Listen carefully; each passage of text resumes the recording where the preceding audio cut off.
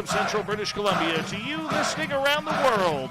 This, my friends, is Spaced Out Radio. I am your host, Dave Scott, sitting in the captain's chair of SOR headquarters.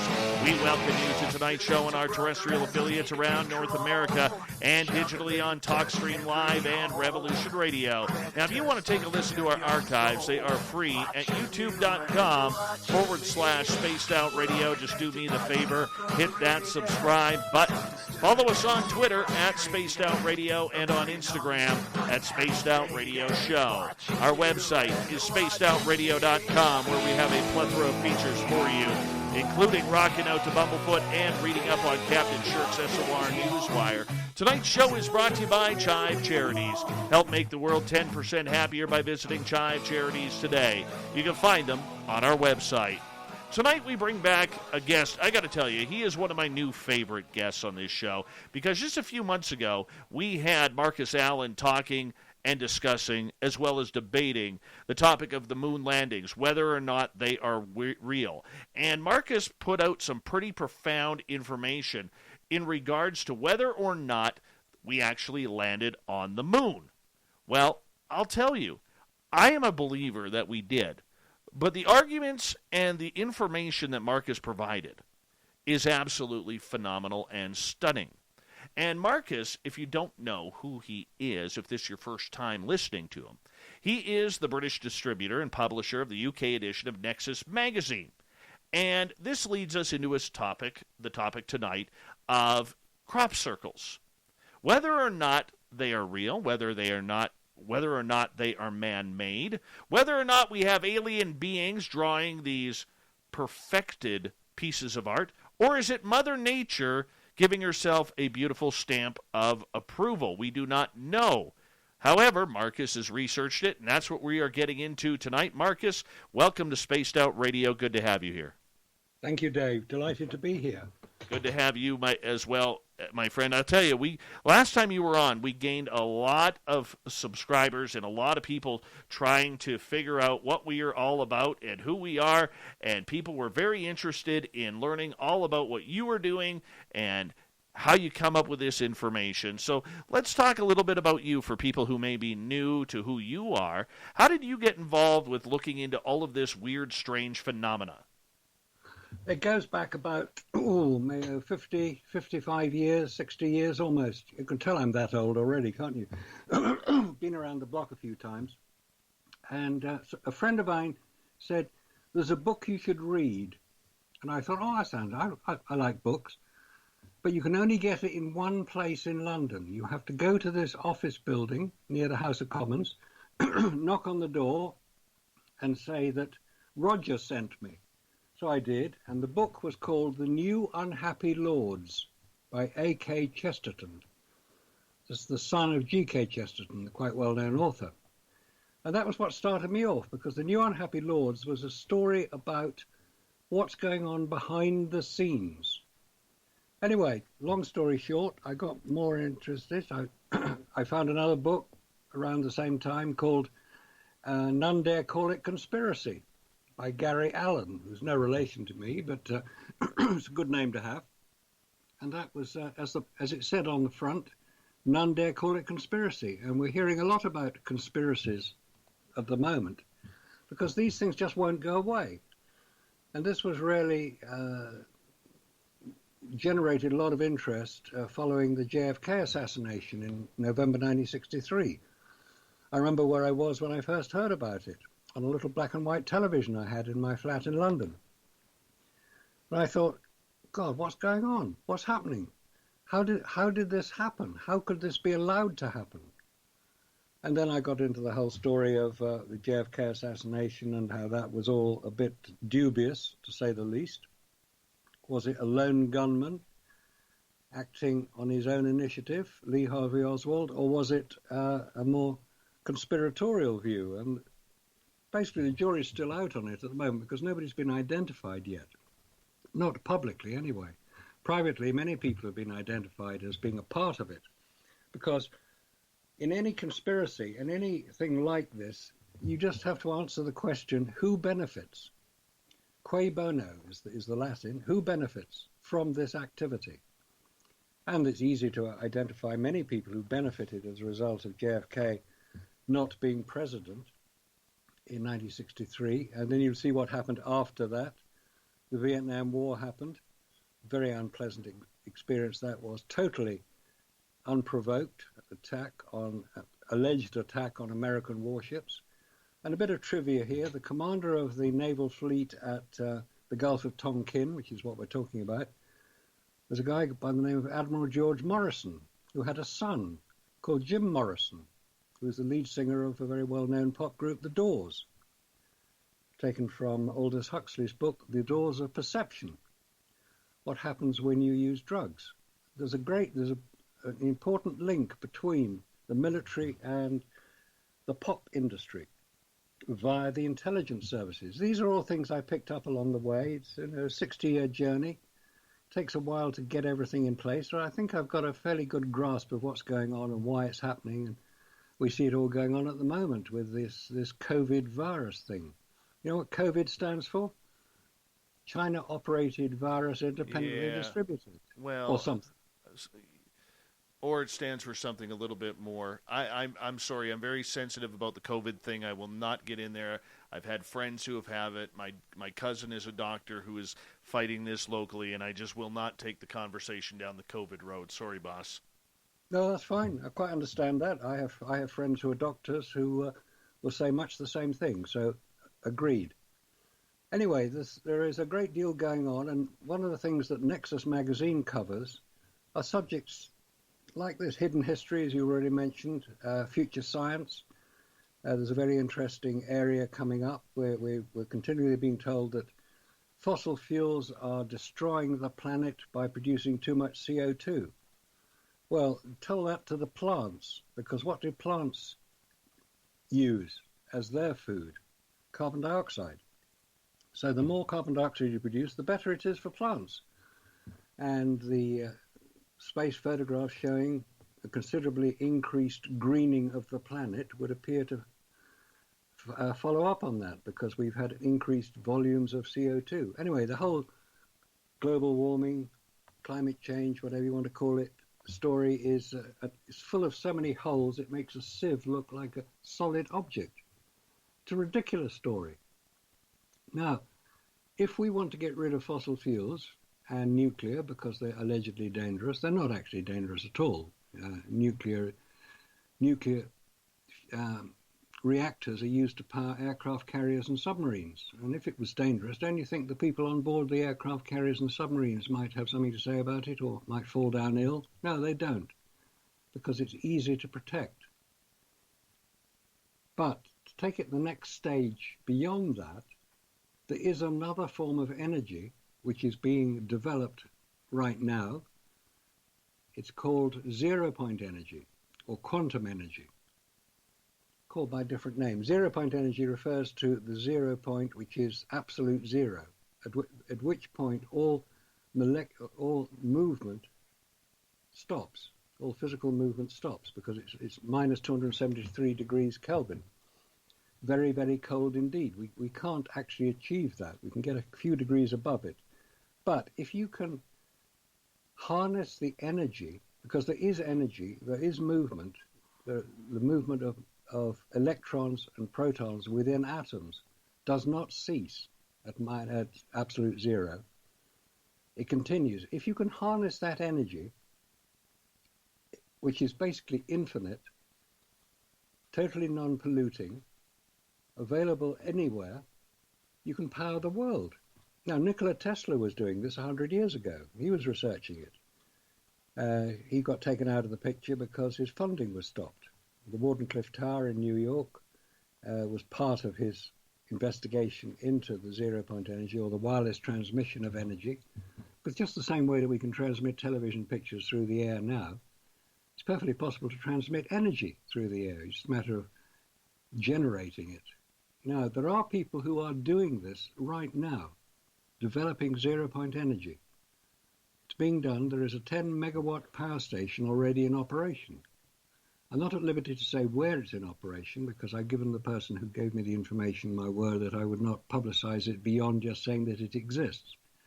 You can choose not to believe me if you want. That's quite okay. But just keep your eye out for zero-point energy. You can check out the basics of it on YouTube quite easily. Just punch in zero-point energy and you'll find a lot of people discussing it. It is a real thing. It is totally non-polluting. It is totally infinite because there's electricity throughout the whole of space. Space is full of energy. We don't see it, but it doesn't mean to say it's not there. So that is the future. That will be developed over the next few years, and there are people working on it right now. It's a very complex subject, but it's something that we should keep an eye on. So the future is actually very, very bright indeed. If you start getting into this sort of whole area of conspiracies and government cover-ups and New World Order and Illuminati and all the normal characters who appear at regular intervals, they actually have no more power than any other group of people. Sure, they're powerful, they run big businesses, they run organizations which can influence our lives. It doesn't mean to say they're infallible, it doesn't mean to say they're out to grab everything they can, because if they did, what would be left for anybody else? It's a nonsense. There is so much rubbish talked about this Illuminati take over the world, New World Order. It's hard to know where to begin. Of course there are powerful people out there. Of course there are powerful people running big companies. It doesn't mean to say that they know any more than you or I do. In fact, in some cases they probably know less because they spent so long getting to the top of those companies.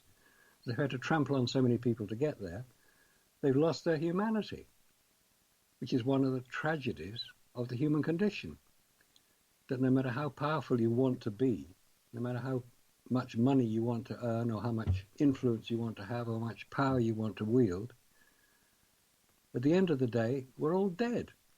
And there's no sequel, as Ricky Gervais said. No, it's not a lot of fun. It's not a lot of fun at all when you look at that. And, with zero-point energy and everything, I mean, look, you don't even have to go back to 0 point. You can go back to just about 4 decades ago, almost 5 decades, when General Motors produced a car that ran on water. And and all of a sudden that car disappeared, and it was no longer talked about being manufactured. I mean, there's a lot of different conspiracies around the energy and the oil sector, and, it's ugly. I mean, it's not about saving the planet. It's about draining it dry, and unfortunately the people who are doing that are not thinking about, the environment aspects of it all. We've seen that for decades. We know what that's like.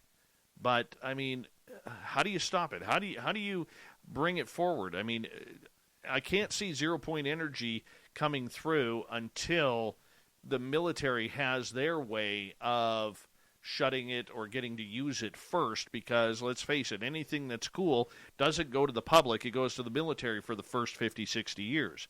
I mean, think about it. We've had speed of sound flight for numerous years, and we still fly on antiquated airplanes that are flying well below Mach speed in order to go across the oceans, wasting tons of gas and oil. I mean, to me, I think that's a mockery, considering that if we believe the stories that are out there, that there is hypersonic speed, there are hypersonic aircraft. We know we can build military missiles at hypersonic speed. Why haven't we sped up travel around the planet? I mean, there's so much, Marcus, so much. Yes, there is. I totally agree with you that there are so many things which we're becoming aware of them. Let's say this, 0 point energy is just one aspect. And I think you make a good point. Why are we still flying in aluminium tubes at subsonic speeds across the ocean? That was first done in Charles Lindbergh did it in 1927. Well, let me ask you this. Sorry for cutting you off. Does it not surprise you? The pride of British Airways was always the Concorde. Does it not surprise you that it's been almost 30 years since that plane, or 25 years since that plane has been retired, that we haven't, like we're relying on Airbuses that go, around Mach 0.8, 0.7, Boeing aircraft that still do the same speeds, and yet we could get from New York to London in 3 hours using the Concorde. Yeah, exactly.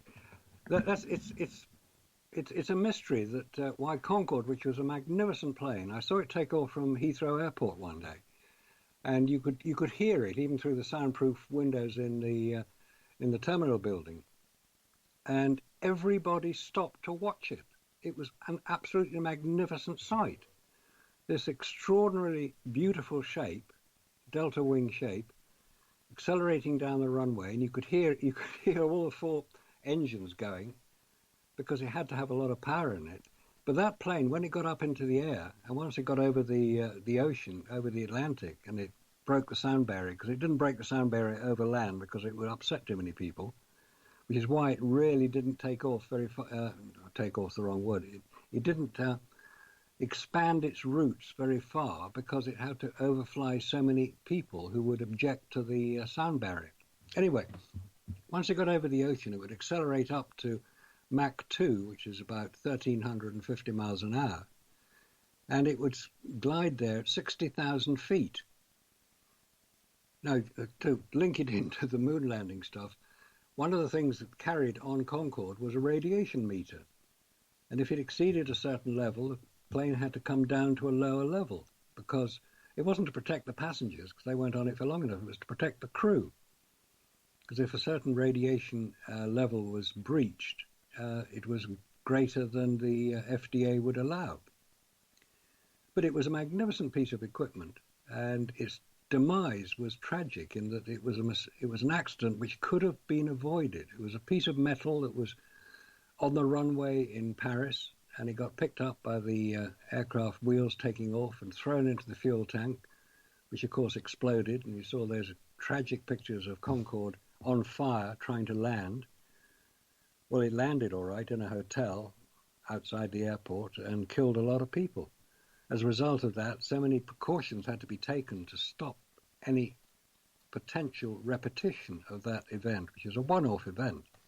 It was basically down to the poor runway observation at Charles de Gaulle Airport by the crew on the ground not spotting a piece of metal. It wasn't a very big piece of metal, but it punctured the tyre. The tyre disintegrated. The pieces of tyre flew up into the fuel tank, which was just above the undercarriage, exposed the fuel. The fuel was ignited by the exhaust, which was just behind it, and end of story.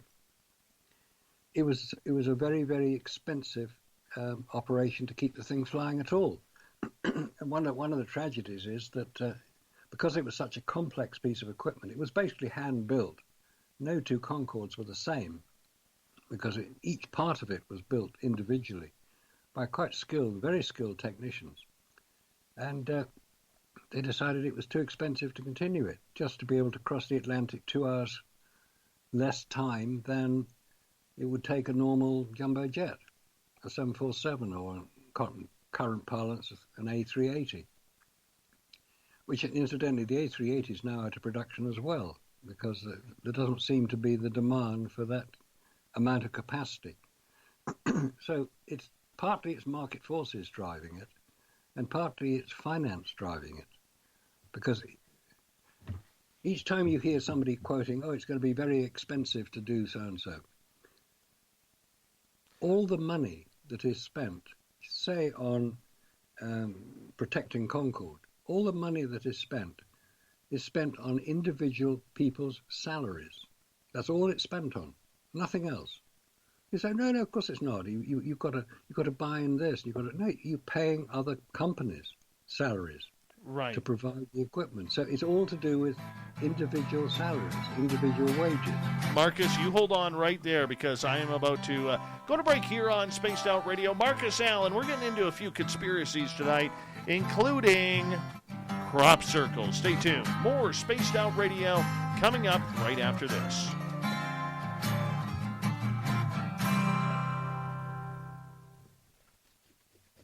All right, boss, we're clear. That's good.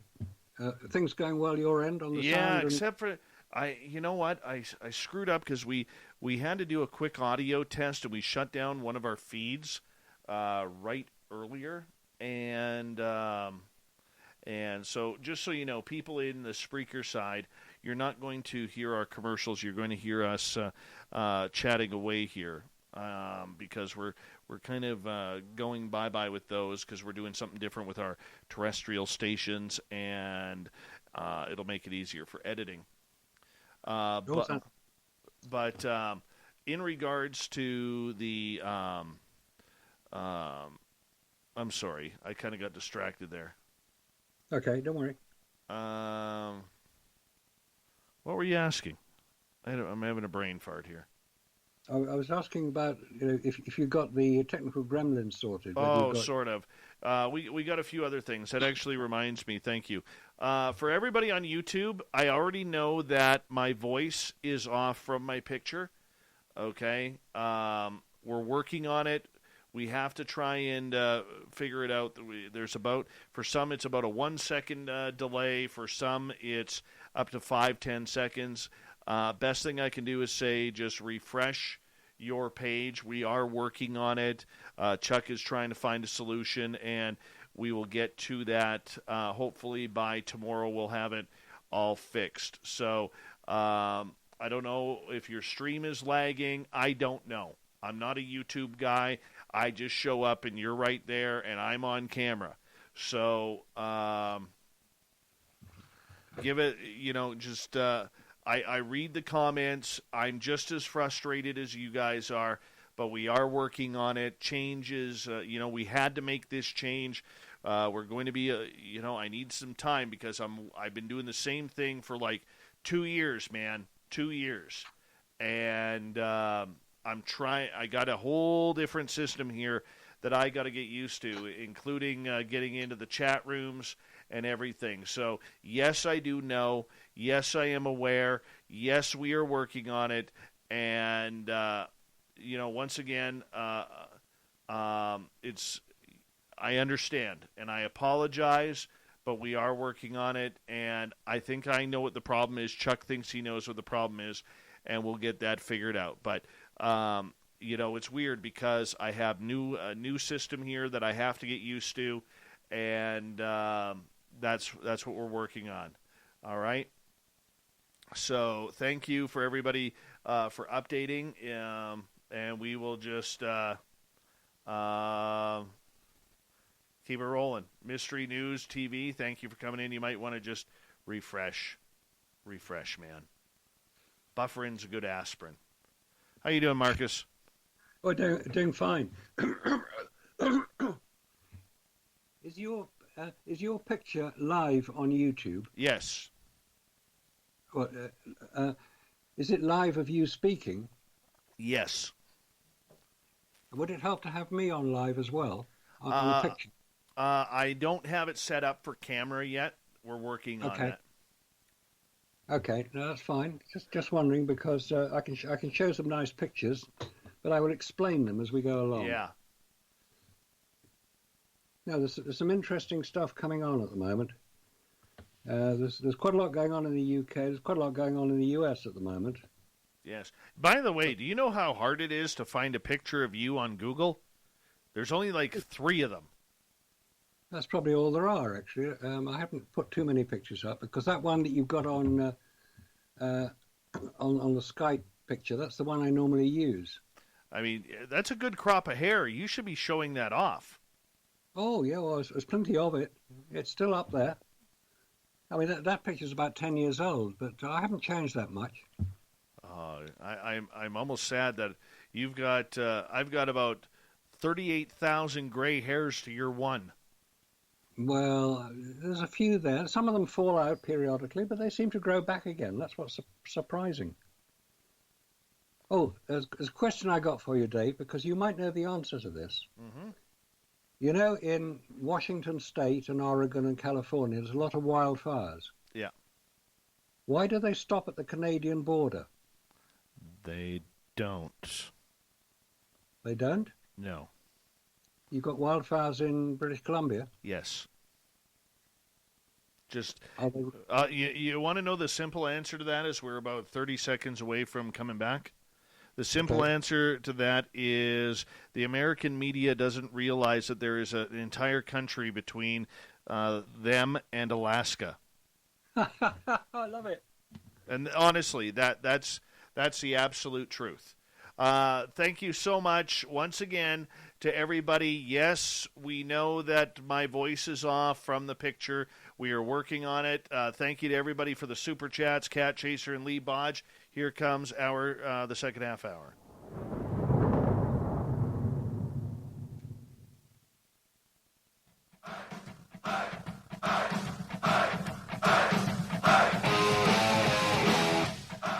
Second half hour of Spaced Out Radio is underway tonight. I am your host, Dave Scott, sitting in the captain's chair of SOR headquarters. Thank you so much for taking the time to join us tonight. We welcome everyone listening in around the world and on our digital sides. And remember, if you want to check out our archives, they are free for you at youtube.com/Spaced Out Radio. Just do me the favor, hit that subscribe button. Our website is spacedoutradio.com, where we have a plethora of features for you, including rocking out to Bumblefoot and reaching out and listening and joining up and keeping up to date on Captain Shirk's SOR Newswire. Follow us on Twitter at Spaced Out Radio and on Instagram at Spaced Out Radio Show.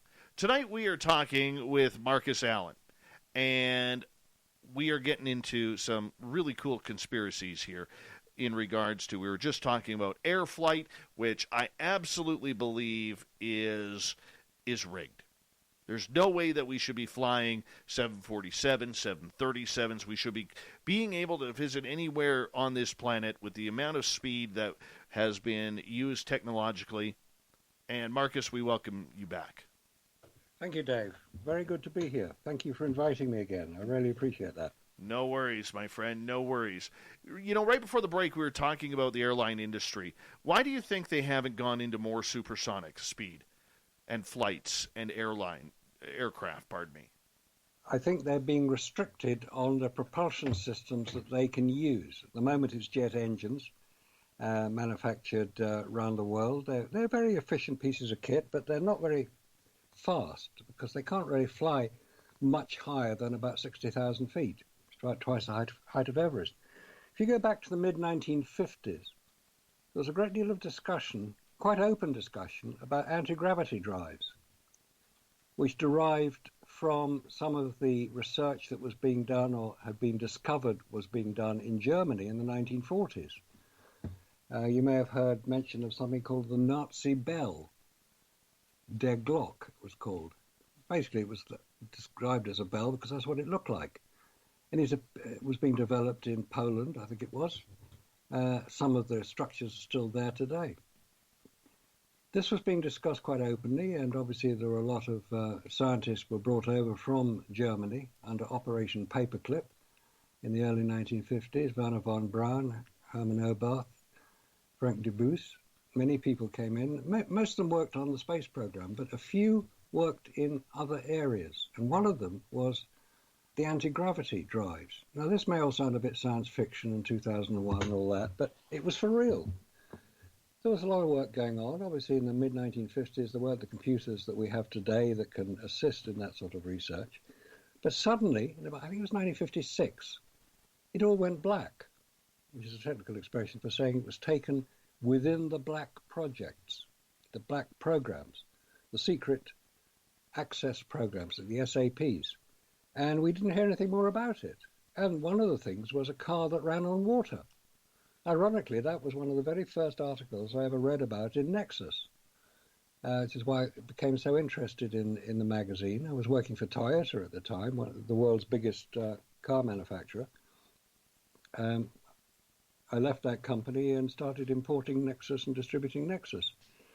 Part of it was because I'd read some fascinating articles. One of them was about the car that ran on water. Now you may think, oh, come on, what a stupid idea. Car that runs on water couldn't possibly do that. Now just think about it for a minute. Water is comprised of two components, oxygen and hydrogen. If you separate those two, which you do with electrolysis, i.e. pass an electric current through water, you'll get those two gases coming off, oxygen and hydrogen. The oxygen can be a waste product, but the hydrogen is a fuel. We know that hydrogen is a very effective fuel, And it's one of the things that people are trying to develop today. This was being done, I think it was Stan Mayer, was the guy who produced the car that ran on water, and he demonstrated it. He had a device under the bonnet which separated the water into those two components. He used the hydrogen to drive the car, and the oxygen was vented to the atmosphere. So it was perfectly possible to do it. Now, there's a great deal of discussion nowadays about electric cars being the savior of, and we've got to stop using all these infernal combustion engines, which is a ridiculous idea because they're very clean, they're very efficient. Small diesels are used quite often as part of a hybrid system. Toyota are probably at the forefront of hybrid cars. The Prius is a good example of that. There are probably more electric cars that are hybrids than are full electric. They use a small engine on board the car to regenerate the batteries. There's a very complex piece of software inside the car which determines how much should be regenerated and how much should be transferred to drive the car. And if it gets too low, it starts the engine up and it can regenerate it that way. It's a very good system. But that's going to be phased out because somebody thinks that pure electric cars are the answer. Well, get a grip, guys. That is a stupid idea because a full electric car has to be charged. The batteries have to be charged. It won't do more than about 200 or 300 miles on a full charge. Where are they getting the electricity to charge it from? From a power station. What's the power station using? Coal, natural gas, nuclear possibly. Renewables are not reliable enough to produce the amount of power required. So there's this whole idea that we've got to stop using fossil fuels and use electric cars which use fossil fuels to generate the power to charge the battery. Now, the battery itself is a major problem because it uses cobalt and lithium. Cobalt usually, or the main resource for cobalt is the Democratic Republic of the Congo, where they use basically child labor to dig it out of artisan mines. It's not a big industrial operation. It's lots and lots of kids digging around in the ground to try and find the cobalt, which is then sold off and refined into the cobalt that is used in batteries. This is madness. This is complete nonsense when it's not even going to be necessary. Because we've already seen that if you can run a car on water, why isn't somebody looking at that? Instead of producing all these ridiculous batteries and these stupid cars that don't go very far, but because they'll save the planet. The planet couldn't give a toss whether it's saved or not. The planet will do its own thing. It always has done. Carbon dioxide is not killing the planet. Carbon dioxide is feeding the planet. It's the one thing that plants use to grow themselves. Without carbon dioxide, we'd have no planet. Well, not a planet to live on anyway, because there would be no food. It's what greens, it's part of photosynthesis. It's the chemical reaction using sunlight, carbon dioxide to produce sugars in the plant, which grows the plant and the trees and the grass and all the vegetation we see around us. That's all produced by carbon dioxide. Why are we stopping producing it? It's madness. Complete and utter madness.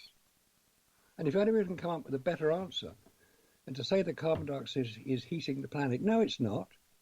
There's no indication that carbon dioxide has any effect on the planet at all. Right, here's your starter for 10. What is the percentage of carbon dioxide in the atmosphere right now? I have no idea. 0.04%. I'll repeat that, 0.04%, or 400 parts per million. That is not very much, 0.04%. There's 19 to 20% of oxygen, just under 80% of nitrogen, and a few other trace gases, argon being one of them, and carbon dioxide being another. Carbon dioxide is such an infinitesimal part of the atmosphere, it cannot possibly have any effect at all. And before anybody starts on radiative welling, which is the normal thing people start talking about, oh, it's the greenhouse effect. No, it's not. There's no roof over the planet. The heat goes up. End of story. What's the heat at, what's the temperature on the planet at about 30,000 feet, top of Everest? Minus 50 degrees. Freezing cold. You wouldn't want to go up there. You get frostbite. And quite a few people do. And there isn't enough oxygen up there for many people to breathe anyway. Well, there is. There's plenty of oxygen. It's just that there isn't enough pressure to force it into our lungs. But that's another story. But this idea that carbon dioxide has this detrimental effect on the planet and we've got to stop producing it is just so much pseudoscience and rubbish and nonsense that I'm surprised anybody still believes it. And that's all they ever do. Oh, I believe carbon dioxide is killing the planet. No, it's not. It's greening the planet. So anyway, enough of that. The idea that things are the way they are. Let's ask one question of your audience. Why do you believe what you believe? That's a deep question there, my friend. A deep question. It's fairly straightforward, actually. So, why do you believe what you believe? Is it because you've been told it by your parents? Is it because your teachers at school told you this? Is it because a trusted source, say that a newsreader that you followed for years, told you this? Is that why you believe what you believe? Most people would probably say yes. You know, I went to a good school. I learned a lot of good things there. My parents were good people and they taught me the best they could. Yes, good, that's fine. But things don't stay the same. You have to examine it and prove it for yourself. It's called logical thinking. No, and I understand that. I think most people try to do that. They try to think logically. They try to think with thought and you know, maybe even both sides. Except everybody right now, you know, probably doesn't know what to think. Well, you know, when you have a media that is you know, not doing their jobs and telling stories down the middle, they're not reporting, they're not investigating. I mean, there's a lot of trouble out there right now. But I mean, we could go down a huge rabbit hole with that. I want to move on here because I know everybody wants to tune into you to talk about crop circles and crop circles. And everything that goes along with those. So when did you first become intrigued with these phenomenal pieces of art? I was first aware of them because living in the UK, the majority, I would say at least 50%, probably more, of all crop circles that have ever appeared or been recorded worldwide appear in southern England, in the counties of Wiltshire and Hampshire and a few in Dorset, but mainly in Wiltshire, which is in southern England near Stonehenge and Avebury. And my parents used to live in Wiltshire, so I'm familiar with the county, or the state, as you would possibly refer to it. It's not a very big place, the south of England. It's maybe 150 miles wide and about 50 miles north to south.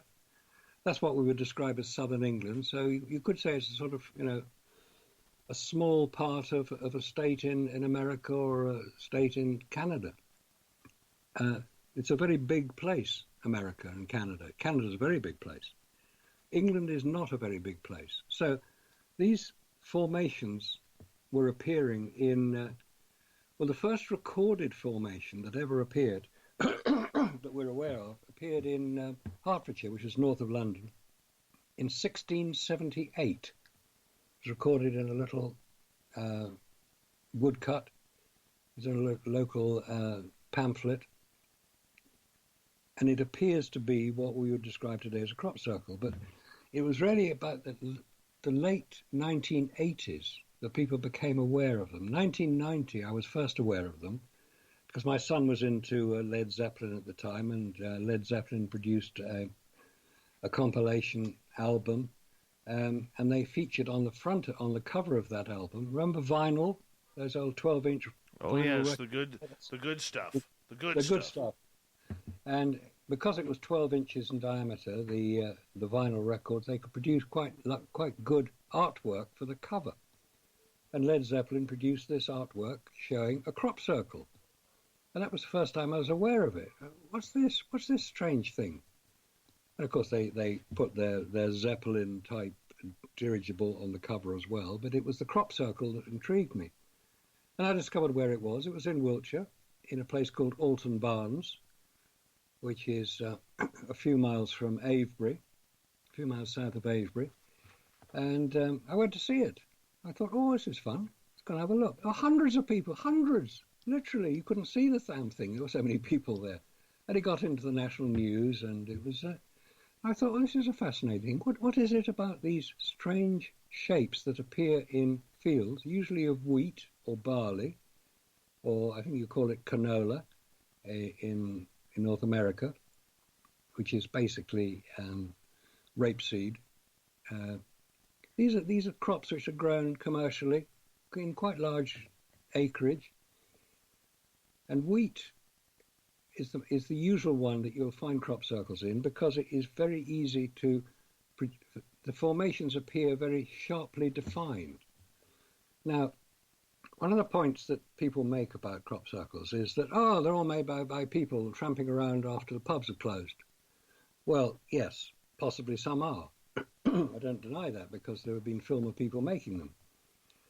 But the vast majority, and there have been over 10,000 formations appearing over the last 30 years, a huge number of individual formations, individual circles, shapes. They can be triangles, they can be circles, they can be any shape.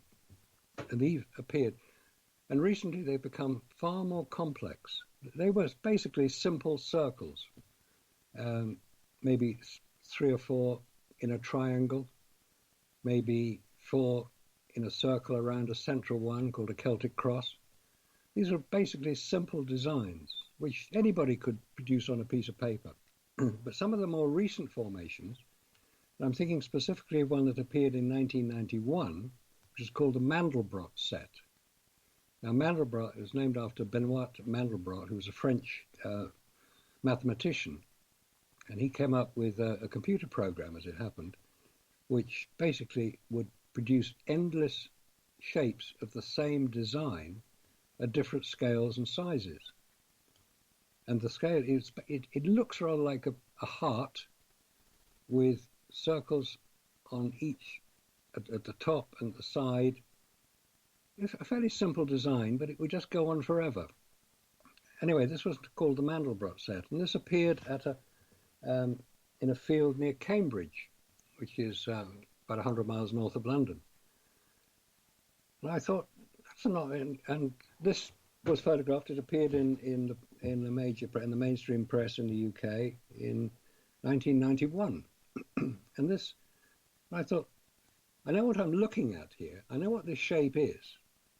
What's it doing in a field near Cambridge? Oh, I get it. A few of the mathematics students got out and decided to create it. No. Nobody has ever come up and said, I made it. Because the next question was, well, how? Because this thing was 200 feet across in a field.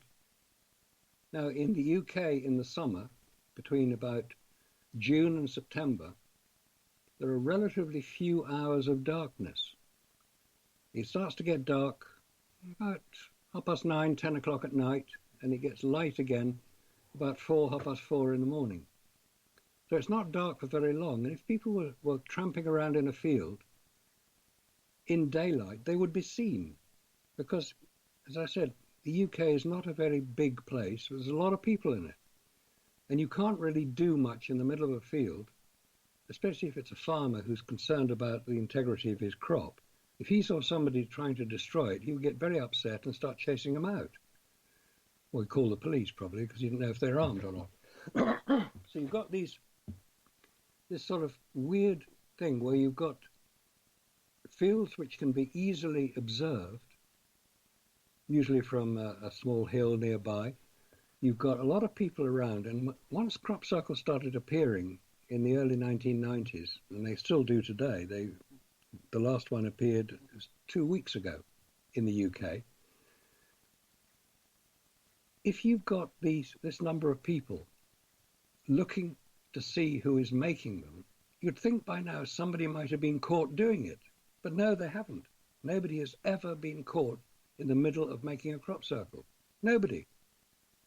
People have made crop circles for publicity purposes, and they can be seen doing it, and actually, excuse me, they're quite often filmed doing it as well. Usually television programs are made, this is how we make our crop circle.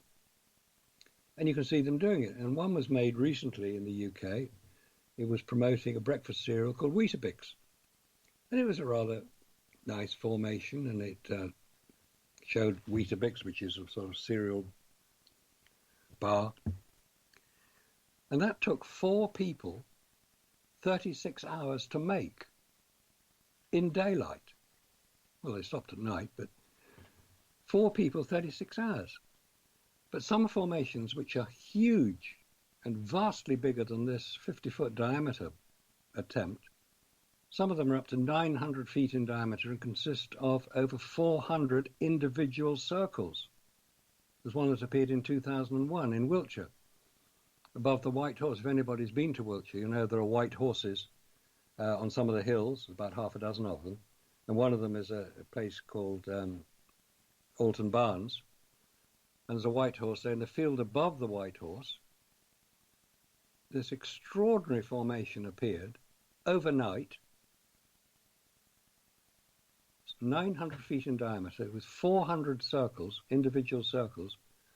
It's basically a central circle with 6 arms coming out from it. Each arm had 13 circles in it, and each of those circles had 4 circles attached to it. Extraordinary. Some of the circles were 70 feet in diameter. So you've got this anomaly between how many hours of darkness are there, how many people can be seen doing it, and how do they actually do it?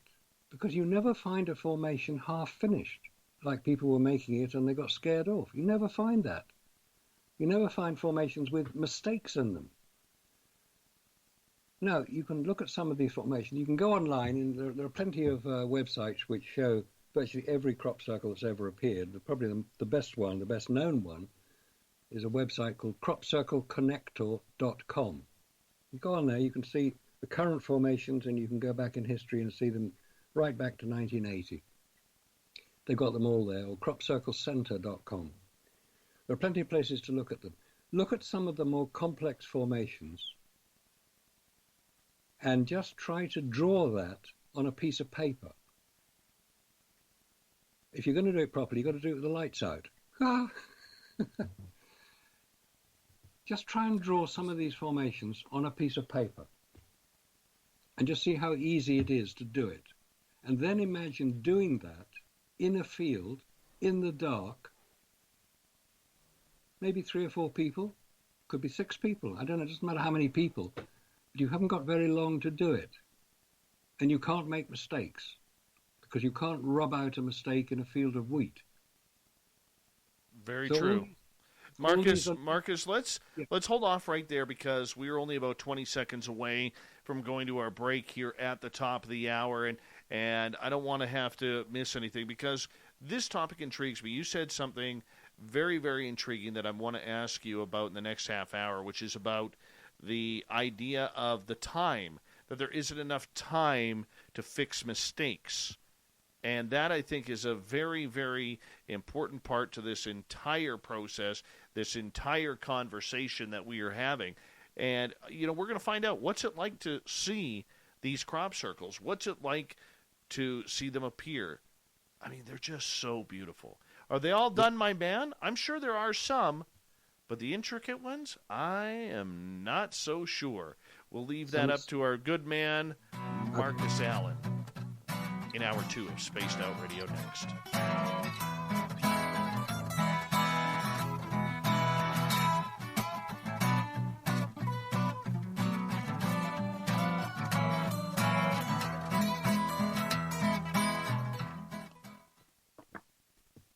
All right, my friend, I'm just going to step away for a couple of seconds. I'll be right back, okay? Okay, Dave. Yeah, that's fine. you to subscribe to our YouTube channel, where we store all of the SOR show archives for free. And as an added bonus, every 2 weeks I'm posting brand new content on Cryptid Tales, where I will get into some of the spookier legends and folklore from around the world and tell the stories that go with them. Find us at youtube.com/spacedoutradio and check out Cryptid Tales today. Drop a comment and let me know what you want to hear. See you there. The party is always on at the Moose Vancouver. The Moose Vancouver is where you want to be when visiting Canada's West Coast. Open until 2 a.m. nightly, the Moose cranks up the rock while serving some of the best rated food in the city. The menu starts at $6.95. Why party anywhere else in Vancouver when the Moose is right there? Get your horns up and rock with the Moose, the official party bar of Spaced Out Radio.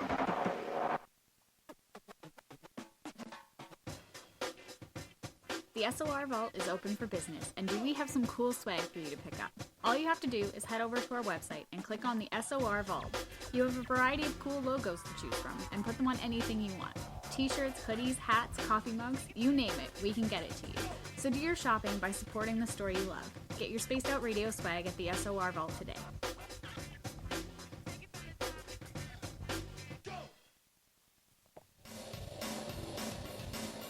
We all know on Spaced Out Radio we love a good beard and mustache, so why not take care of your facial hair with Mighty Moose Beard Oil? Made in Canada, we're taking care of beards and stashes around the world. We use 100% natural ingredients with our oils and balms to make your whiskers feel silky smooth. Use promo code SOR2019 at MightyMooseBeard.com today.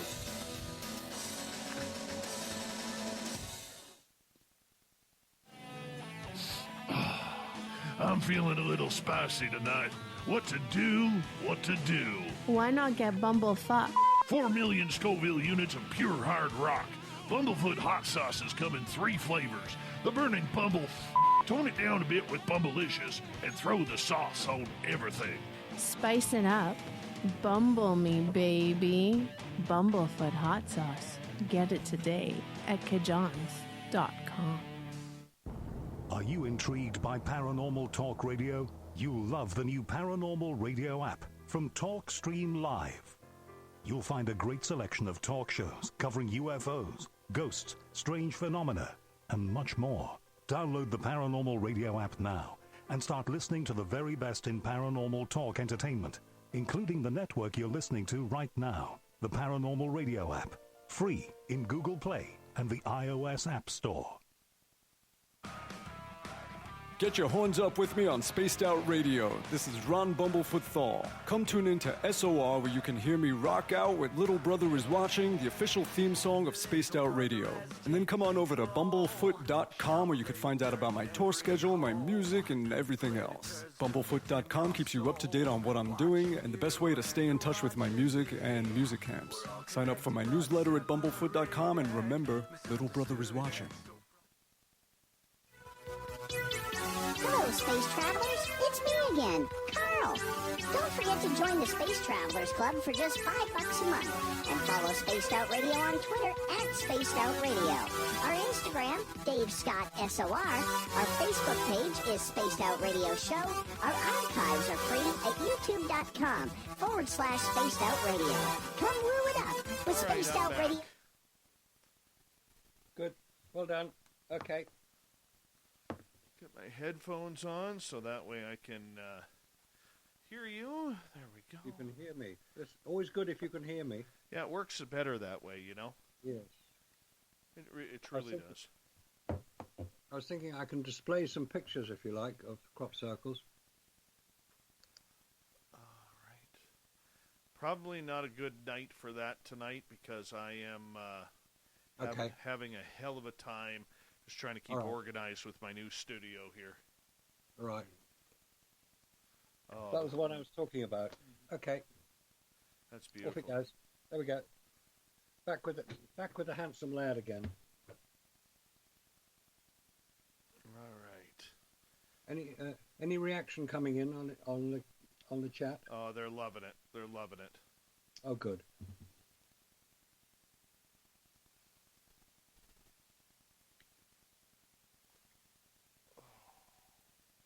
In fact, you're timing this particular chat very well, Dave, because the next issue of Nexus has got the annual roundup of crop circles. Oh, nice. Which we've had for 20 years now. I love it. I love it. Each year we have a roundup that show the most important circles that have appeared in the year and discuss them. It's written by a guy a good friend of mine called Andy Thomas.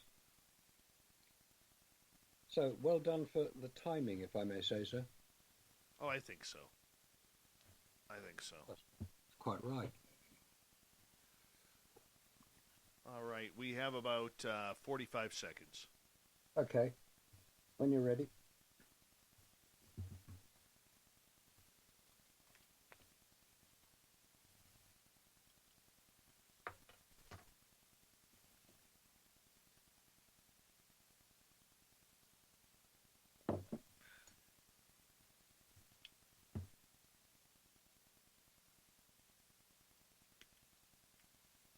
All right, thank you to everybody on YouTube who has participated in the Super Chat tonight. We will hopefully tomorrow night get all of the audio straightened out with and match my voice to what I'm actually saying. Here we go with hour number 2. You're listening to Spaced Out Radio with Dave Scott. Follow Dave on Twitter at Spaced Out Radio. And on Facebook, Spaced Out Radio Show.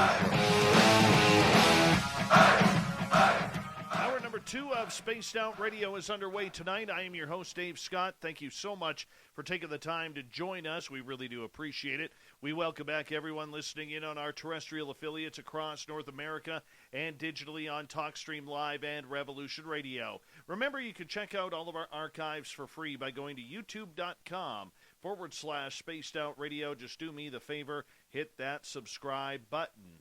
The Desert Clam has set the password for tonight in the SOR Space Travelers Club, Obscurantism. Obscurantism is your password. Use it wisely, Space Travelers, as the Clam sets the password each and every night right here on Spaced Out Radio. Our website is spacedoutradio.com, where we have a plethora of features for you, including rocking out to Bumblefoot and reading up on Captain Shirk's SOR Newswire. Follow us on Twitter at Spaced Out Radio and on Instagram at Spaced Out Radio Show. Tonight we are talking with Nexus Magazine publisher out of the United Kingdom, Marcus Allen. We're talking crop circles tonight. Very interesting topic indeed. Who is making these? Is it aliens? Is it human? Is it Mother Nature herself? Marcus, welcome back. Thank you, Dave. Good to be here. Good to have you here as well. My friend, I got to ask you in regards to this, how often is this phenomena happening? Well, this last year, 2020, there were 45 formations in the UK and about 20 around the world. And that's pretty well average for a year. Some years are more, some years are slightly less, but it's normally around that sort of number. 30 to 40, maybe 50 in a year in the UK. They are appearing in other countries. Last year there were quite a few in France, for instance. There have been some in Italy. Surprisingly, there are very, very few in North America. They've appeared in Australia, they've appeared in Japan, in a paddy field, in a rice field. They've appeared in Vietnam, they've appeared in Hungary, over in Europe, they've appeared in Russia. They appear in virtually every country around the world. Maybe they're not all identified as such. Some people get rather frightened by them. Some people think it's some sort of terrorism. But once they start examining it, they usually calm down and start saying, well, how did this happen? How did this occur? What happened here? And that's one of the great questions. How are they created? And the real answer is nobody knows. We know how some of them are created because people go around, they're paid by advertising companies to make logos in the field, and they use stomping boards, they're called. It's a piece of wood about 3 foot long with a rope that you use your foot to stamp the crop down. But anybody who does that leaves a mark on the crop which can be identified, because if you use a stomping board or a piece of wood or anything like that, or a roller, it'll normally mark the crop. It'll bend it, and you can identify it. If you know what you're looking for, you can identify it. The point is that many crop circles don't have any indication that people have been anywhere near them, because sometimes they'll appear after a night of heavy rain. And in parts of the UK, the soil can get quite heavy. Some of it's made of clay, and if you walk in a field after it's been raining, or even when it's raining, you'll gather soil on your feet, and it'll show us footprints as you walk along. You can't really hide it. But there are reports, not very many, but there are reports of people who've actually seen a crop circle appearing in front of them, and they'll say it appears literally within a few seconds. They don't know what's causing it. They don't see anything happening. There is quite a famous film. If you go onto YouTube and put Oliver's Castle, 1996, Oliver's Castle, it's a film which was taken by a gentleman who was out trying to find UFOs in Wiltshire. This is Oliver's Castle is an old hill fort outside Devizes in Wiltshire, and he was out trying to spot UFOs because it's quite a flat county. The sky is very big. Well, for England it's big anyway. And he had his camera out, and he was aware of some movement, some lights moving, and he focused his camera on these lights. There were two of them, and the nearest description one could make of them is that they looked like a flying light bulb, or two flying light bulbs flying in formation, and they were sort of flying in a circular formation above the field. And as they flew in this circular formation, you can see in the film the crop circle appearing below them. And that crop circle existed. I know people who actually visited it the next day, went into it, and reported, yes, it's a real crop circle. It's as it appears in the film. And then these lights vanished over the horizon and were never seen again. And that is quite a common report of people who've been around crop circles as they appear.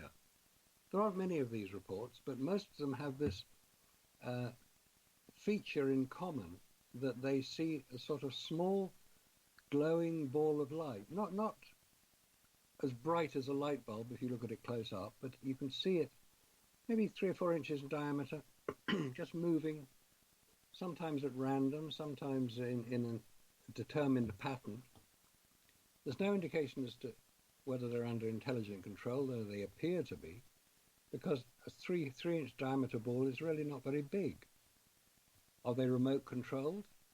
And if so, what is the energy that pushes the crop down? Because it's several square yards of crop are flattened, and circles are made, and straight lines are drawn. So there appears to be some form of intelligence there. Whether there is or not, nobody knows, because nobody's ever been able to capture one of these flying light bulbs. I've actually seen one myself on a freeway in the UK. I was doing about 80 miles an hour, and this thing crossed across my windscreen. It appeared to be what I would describe as a flying light bulb. Not so bright that you had to squint, because I was driving the car. My wife was with me at the time. And she said, "What's that?" And I said, "I don't know what it is." And it flew off. I was doing 80 miles an hour, and this thing was keeping pace with me. And it just disappeared over the side of the freeway, and I never saw it again. But the next day, about 15 miles from where I saw that light bulb, a crop circle appeared on a farm near where I live. I don't know if there's a coincidence between the two. I don't know if there's any connection between the two.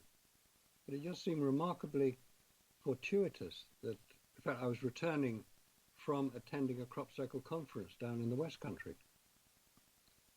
So obviously I was thinking about it. So I don't know whether this was coincidence or anything other than that. But it's something that I saw. It was witnessed by another person, so it wasn't just my imagination. And if you're going along a motorway or a freeway in the UK, you don't get internal reflections off the street lights. But in fact, a particular part of the freeway I was on doesn't have lights on it. So I don't know what I saw, but I know I saw something. And I know a crop circle appeared the next day, or was found the next day. I don't know if it appeared the next day, but it was found the next day by a farmer. Because fields are not very big in the UK, and a farmer can normally look over his field and see if there's anything there. He was aware of something strange in the field, took his combine harvester into it, and was able to photograph it. That's why we know it existed. Right. Question for you. In regards to the wheat or the crop that is pushed over, we see a lot of people focusing in on videos. I think we've all seen the videos where these crops are not broken. They are actually bent over and flattened. How is it possible that these crops have the strength not to break and stay in pattern without even popping back up? Good point. Good question, that, because it is something that people have examined quite closely. Now, you're probably aware that wheat, it's about 3, maybe 4 feet high at the most, and every 6 inches or so, there are little nodules on the stalk, which are basically strengthening devices to hold the thing up. Because if it didn't have these, it would fall over quite easily. But if wheat falls over, it can get damaged. These nodules, when they appear in a crop circle, they're not broken. It's as if they are exploded. Not exploded to the point where they become so weak that they can't hold the crop up. It's just that it appears that there's some form of heat energy that has driven the moisture, because obviously there's moisture in all plants, driven the moisture out through the little hole in the nodule. As you say, it continues to grow. The farmer can come along with a combine harvester. If he's skilled at it, he can harvest all the wheat, all his crop, even if it's been pushed over by a crop circle. Now, obviously, if people have walked into it, it would be too badly damaged at that point to be harvested. But wind can cause the same sort of phenomena. You get wind damage in a crop. That's not the same thing at all, because wind damage is quite random. You can see it. Crop gets blown over if the wind is strong enough. But a crop circle is highly selective. And what is so remarkable is the sheer beauty of some of the formations. They are staggeringly beautiful things to look at. As a piece of design, they're unsurpassed. I mean, not all of them are, but some of the more sophisticated ones are extremely beautiful things to look at. You get Fresnel screens where you get views of expanding circles or interconnecting circles that are interspersed with flattened crop and standing crop. There's one very famous example, appeared about 15 years ago in Hampshire, which is near to next county along to Wiltshire, which appeared to show an alien face, the famous grey alien face. And this appeared in a field of wheat. And this alien face was holding something, a circular object, rather like a CD. And that CD, or the circle, had crop in a particular pattern inside it. Some was standing, some was flattened, various sizes, and one of the people who was examining it realized that it was actually a computer language, ASCII, and it was translated from that, using that language, and it basically said, we don't like people fooling around, we're trying to be peaceful, almost as if there's a message from E.T. There were various other similar formations around the same time which showed other alien faces appearing in crops. Now, that's actually quite difficult to achieve. So if you take the picture of it from a height, most of them are photographed from helicopters, and nowadays drones are used quite extensively. There's some remarkable film of crop circles using drones to show the intricacy of it. It's the same way that you would see a picture in a magazine or a newspaper. They're made of little dots. If you examine a picture in a newspaper closely, you'll see it's comprised of dots of varying sizes, which make up the the image so that you can see it as the photograph, but it actually consists of dots. This crop circle in the field in Hampshire was comprised of little dots of varying sizes, which when viewed from far enough away showed the picture of the alien face. Now, why would somebody go to all that trouble? Because if this is land art, which is what some people refer to it as, land art, you know, you've got street art where you've got Banksy and co. doing their graffiti on buildings and walls. Yes. This is land art, where you've got somebody doing it in the middle of a field. But nobody knows who they are. Nobody's ever come forward to claim, well, I did that and this is how I did it. People have tried to acquire ownership of them, but they then say, well, if you did that, let's see you do it again in daylight so we can study it. And occasionally people have taken up that challenge, and it's absolute rubbish. Let's get to a question from Jenny here, who is asking in our YouTube chat room.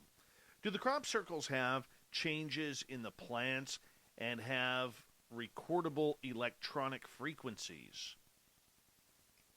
I don't know about recorded electronic frequencies, but I do know that there are many reports of people who've entered a crop circle with photographic equipment, film equipment, and still camera equipment, and the batteries drain, and they can't use it until they move outside the crop circle, and then it all comes back to life again. Now, I don't know what that's about, but that's been reported so often that it's a phenomenon which most people are now aware of. It even happens if you're in a helicopter and you fly directly over a crop circle, your camera can stop working. You fly outside, and it starts up again. I don't know what that is. People have taken samples from the soil inside a crop circle. They've taken samples of the plants inside a crop circle, and there are changes within the soil. It appears to be that the soil is more productive, that the plants are stronger. There appear to be physical changes or maybe molecular changes. I don't know. It's a subject which many people are studying, and some people even experiment by leaving small bottles of water inside the crop circles and using it as healing afterwards when it's absorbed some of the energy. Because there does appear to be an energy involved in this, some form of energy.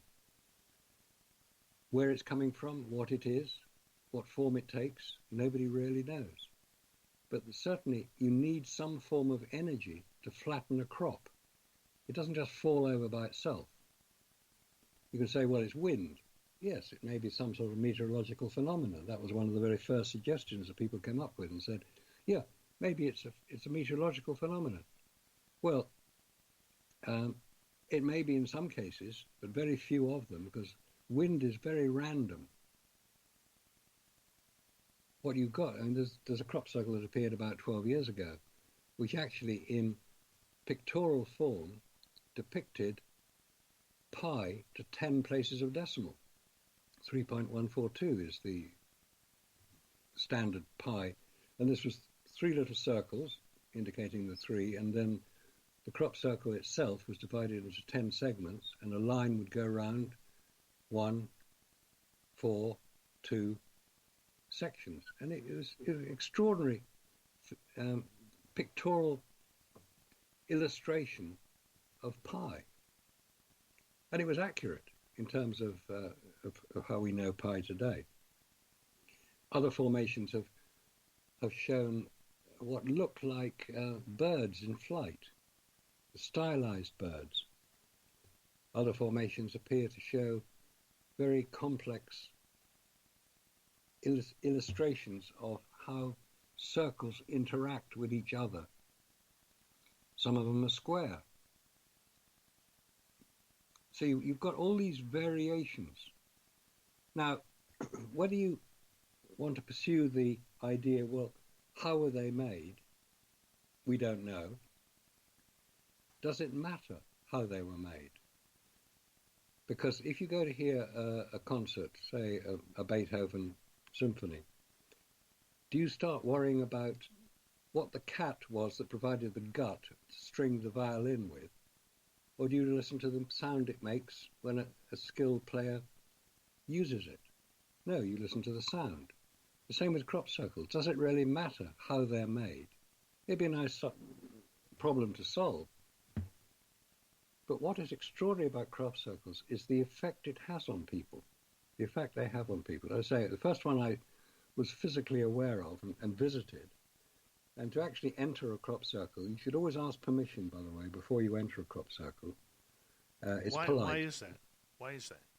Well, they're referred to as temporary temples. And it would always be polite to enter somebody else's property. I don't know, it's just something that I do. You just say, is it okay to enter? And normally the answer is yes, because occasionally people will say, no, I tried that and I really didn't feel comfortable. So, yeah, just be polite. Because if a crop circle is there for a reason, which it appears to be, is it a meteorological phenomenon, plain and simple? Is it some sort of energetic phenomena that's produced by the particular soil? Maybe there's an underground aquifer, a water table underneath. Maybe that has some impact, because in the south of England there's a lot of chalk farmland, and there's a lot of aquifers, underground water storage. There appear to be some sort of link with what goes on in the sky. There are people who report all sorts of strange and wonderful phenomena around crop circles, because people spend a lot of time out at night watching to see if they can see a crop circle forming. Now, if that's going to be the case, because there are certain areas which are very well known for crop circles, specifically in Wiltshire, a place called Alton Barnes, and one particular field is called Eastfield, owned by quite a well-known farmer in the area. And he says, I've never ever given permission to anybody to make a crop circle on my land. He rents the land from, I think it's King's College, Cambridge, who own a lot of land in the south of England. He said, I've never given permission to anybody to damage my crop. But virtually every year a crop circle appears on his land. And he's resigned to it now, and what he does is put a collection box, a sort of honesty box at the gate. You know, you pay your pound or your dollar or whatever if you want to enter, and it's then okay to do so, because you should always because fields, don't forget, are private property. You can't just wander in. You should always ask permission before you enter, because it's farmer's land, it's their property. It's like somebody walking onto your front lawn saying, oh, I hope you don't mind, I just wanted to sit down and have a little chat. So, well, get out, you know, you haven't been invited. So you should always get permission before you enter a crop circle. There are plenty of them around, and there's an annual conference in Glastonbury, obviously. Glastonbury is a place where you have these. That's one of the first places I heard these discussed. It's called the Glastonbury Symposium. It's still held, well, it was held virtually this year because of what's going on. But normally there are about maximum 300 people can attend. And people from all over the world attend. People from USA and Canada, people from Europe, Australia, they all attend because this is one of the very few open discussions about crop circles. And there are tours of crop circles conducted by people who are quite knowledgeable about the subject. So anybody who's interested in a visit to the UK, check out Glastonbury Symposium, and you'll find that there are plenty of talks discussing crop circles and other things as well. So it's still going on. Perfect. And I say, all right. What I'm going to do here is I'm going to get you to hold on, Marcus, because we are going to go to break here at the bottom of the hour. Marcus Allen is here. We're talking crop circles. We have him for another hour here on Spaced Out Radio. So let's continue on here and have some fun as we continue on to learn about crop circles. Who's making them? Is it aliens? Is it humans? Is Mother Nature a true artist? Well beyond what we can comprehend. Marcus Allen, crop circles, your questions, your chat room as well. Next on Spaced Out Radio.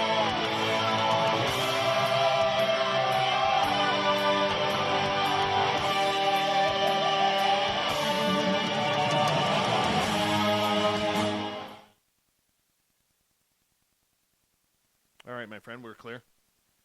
That's good. Okay. Things going all right your end? Oh, yeah, they're getting smoother.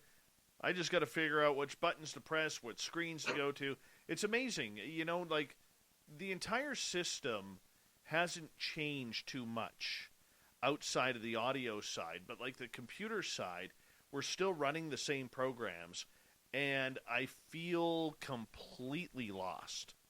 Completely lost because I moved, like I changed screens on a number of things, and I moved one computer, which was on my left, it's now on my right, and I'm not used to where everything is hiding now, or placed now, so I got to get used to that as well.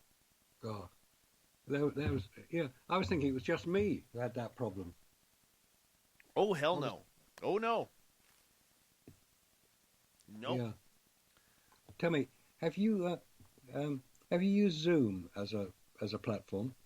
I have for other when I've been a guest on something, like on someone's show or something like that, but I haven't used it for mine yet. Okay, yeah, same with me.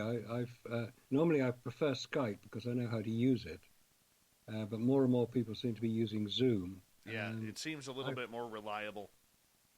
Yeah, well, Skype's always been pretty reliable for me. I've never had any problems. I've never been cut off. I've never had pictures go weird. I don't know whether it's just the program I've got or the computer I've got, because I use a Mac and not a PC. Right. And Skype seems to work very well on a Mac. Zoom works pretty well on it too. I've used that, as you say.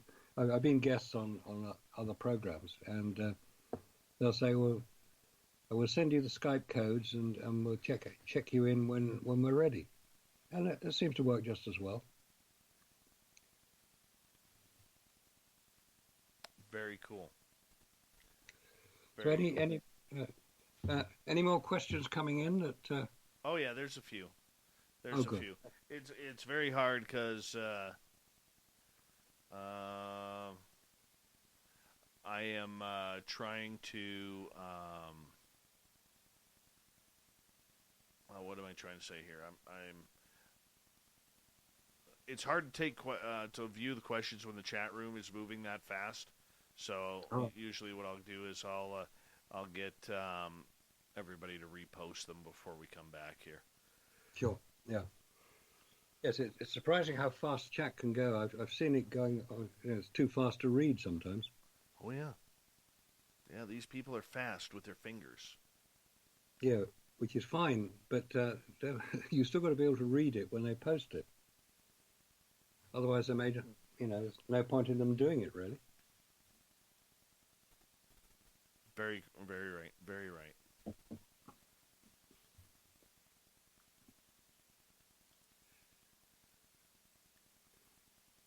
Dave, have crop circles ever appeared in Canada that you know? Apparently in Saskatchewan and Alberta and Manitoba they have. I know there was some fake ones here in British Columbia. There have apparently been crop circles in the Fraser Valley, which is east of Vancouver. Okay. But the media here doesn't really report on them. And, that kind of brings up a good point because the movie Signs, when Signs came out... Oh, yeah, I remember that. It caused a lot of hoaxing. Yes. We'll talk about that when we come back. Okay. And I can mention some of the advertising that I was aware of that was used. A company called Nvidia. Right. They used it. Yeah, we talk about that. If you just guide me to where you want to be, or where you want me to be. Yep.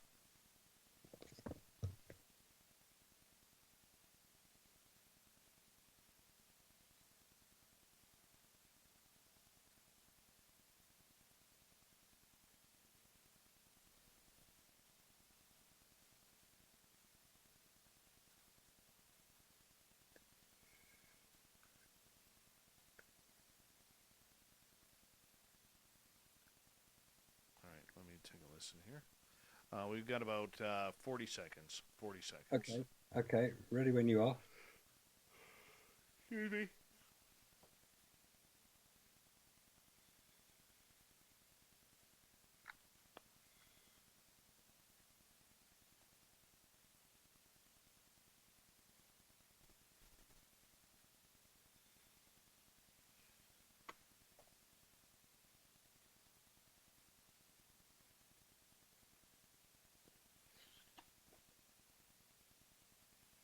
All right, here we go.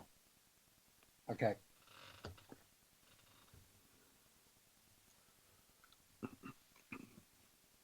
See you there.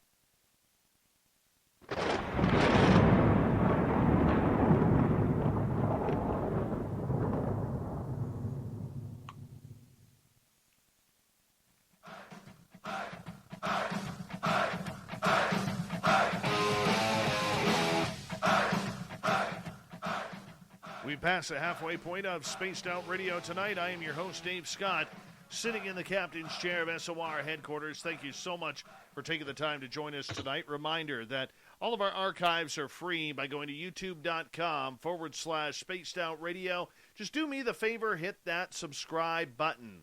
The Desert Clam, well, he will get to his password next half hour. Reminder that you can check out all of our news on our website, spacedoutradio.com. Captain Shirk has you up to date with the SOR Newswire. You can rock out to Bumblefoot. Follow us on Twitter at Spaced Out Radio and on Instagram at Spaced Out Radio Show.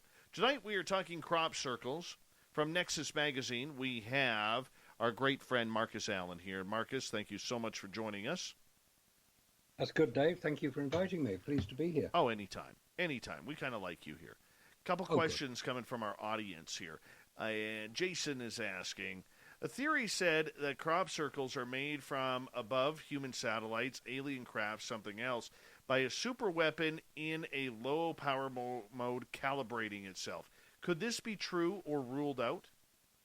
It's an interesting question, that, actually. Very interesting, because about 20 years ago, I was giving a talk about crop circles in London, and it was based on an article that had appeared in Fortean Times, various other things I was including in the talk, and obviously people knew who I was, and I got a phone call from a couple of guys who I actually knew as crop circle fakers.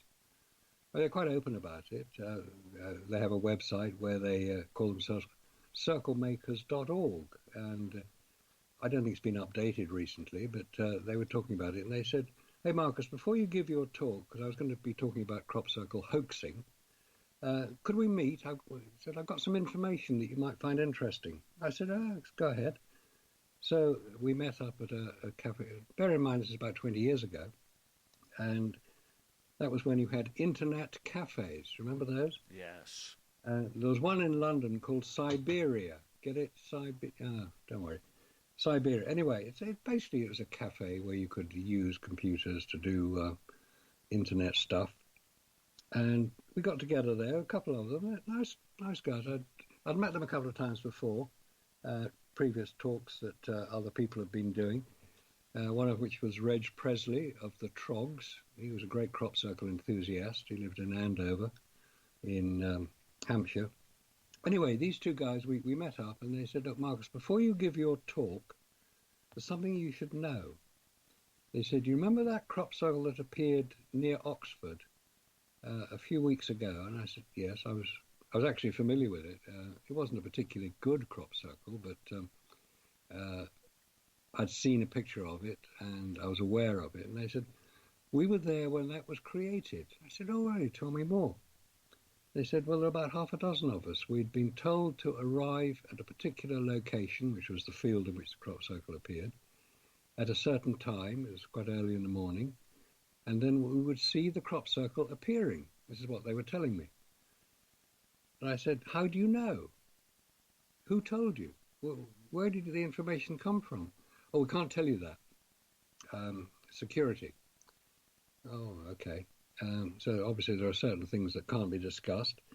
I said, well, what was it you were watching? They said, we were watching a crop circle forming, created by a satellite overhead testing its instruments. I said, what are you talking about? Satellite instruments making crop circles. Yes. Some of the military are testing out particular frequencies and using them in a certain way from a satellite. They can create crop circles. I said, oh, that's fascinating. Oh, interesting. I didn't know that. You can create crop circles from satellites, can you? How do you know? And they said, well, we've been working on the technology behind it. I said, oh, that's why it's so secret, because it's all military, is it? He said, well, there's certain things we can't discuss. And I said, okay, well, that's probably the end of it. What they were hoping for was that when I was giving my talk, because the talk, which had been promoted quite well, every known crop circle hoaxer in the UK was present, which was rather flattering for me. And what they had expected me to say was that I knew how crop circles were made. It was all made by satellites, and it was all military, and it was all very hush-hush, and we couldn't discuss it anymore. I didn't say that because I don't believe it. I've seen no evidence to support that as an idea. But there were people around at the time who were known to be connected with the intelligence services, which is, I always find that a rather strange term, intelligence and service, in the same sentence. Because if they were so keen on finding out about crop circles, why weren't they upfront about it and ask the right people? Because there were plenty of people around who could discuss it quite sensibly, because they'd spent a lot of time investigating it. And there was an organisation in the UK called the Centre for Crop Circle Studies, and they produced a monthly magazine. There's another magazine called The Cerealogist, which was produced for about 3 or 4 years. Has some very, very interesting articles in it. People discussing the idea of crop circles, not being made by secret military satellites or anything like that, because to be honest, I don't think a satellite has the ability or the power to produce what we see in the field. I don't think it has any sufficient power. And anyway, a satellite is moving quite fast, and if it was low enough to be able to do it, not that you'd see the satellite, but it'd be moving so fast that it would be across the field in about 2 seconds. You wouldn't have time to do it unless it was a photograph. So you've got all these anomalous situations where people are being diverted into areas of supposed belief. Oh, you know how crop circles are made, it's military satellites. No, they're not. There's no evidence for that whatsoever. It's a suggestion, it's a hypothesis. It's an idea that could be possible. But if it's not proven to be possible by a demonstration that is conclusive, it's yet another of those stories that could be true, but we don't know area. So you've got all these things going on, people diverting attention for it. There are certainly people around about 20, 25 years ago, who were certainly interested in what was going on in the crop circle community, as it was called at the time. This is people who were out looking in the fields and trying to photograph it and getting up in helicopters and photographing it and talking about it, having conferences. There was quite a big community around. There still is quite a big community around, but there haven't been any answers yet.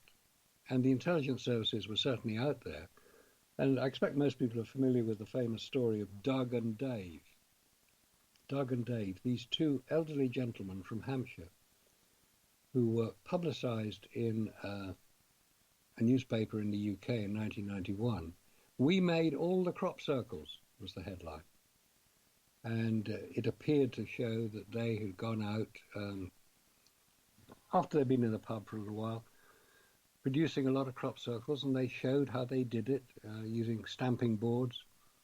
And they had a baseball cap with a little wire sighting line in it, and they claimed to have made all the crop circles, and people believed them. Well, there's no evidence whatsoever that they produced more than about half a dozen crop circles. They may well have done. But it doesn't prove that, both of them have died now, and the crop circles are still appearing. So they must have passed their information and skill on to many, many other people, because let's say about 35, 40 crop circles have appeared in the UK this year. This is between June and September. That's 4 months, 16 weeks. That's 2 a week, minimum, 3 a week, for the whole summer. Well, what were they doing? Who paid them? It makes no sense that there are people out there wandering around the fields of Wiltshire and Hampshire, producing these really quite spectacularly beautiful formations without being caught, without making mistakes, without getting anything out of kilter, and without being found. It makes no sense, especially as virtually every field in which crop circles are known to appear in Wiltshire are being watched at night.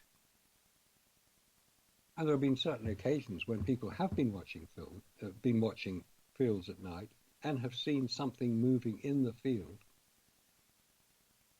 I don't know what it was because when it's dark enough, it's very hard to see individual people at the distance they were watching from, but they filmed it. And what they filmed was a crop circle appearing in the film, not somebody making it. And the crop circle was 800 foot long. So I don't believe that the area of crop that has to be flattened with these stamping boards or garden rollers or however they do it is so big that it would take several hours to produce one. You take a crop circle 70 foot in diameter using a 3-foot board going around in circles. How far do you walk? And how long would it take you? And when you've got to do another 20 along the same time, it makes no sense. So there are so many anomalies in the story, so many holes in the story, that it makes more sense to believe that what I described as flying light bulbs, little glowing balls of light, have some form of intelligent control, and that is what is producing it. Now, then that opens up a whole new can of worms. So is that ET? Is it something on this earth? Is it ball lightning that's been described as an answer? Is it somebody who is fabricating these magnificent formations and seeing the effect they have on people? Well, why not just ask? Why not make it more public?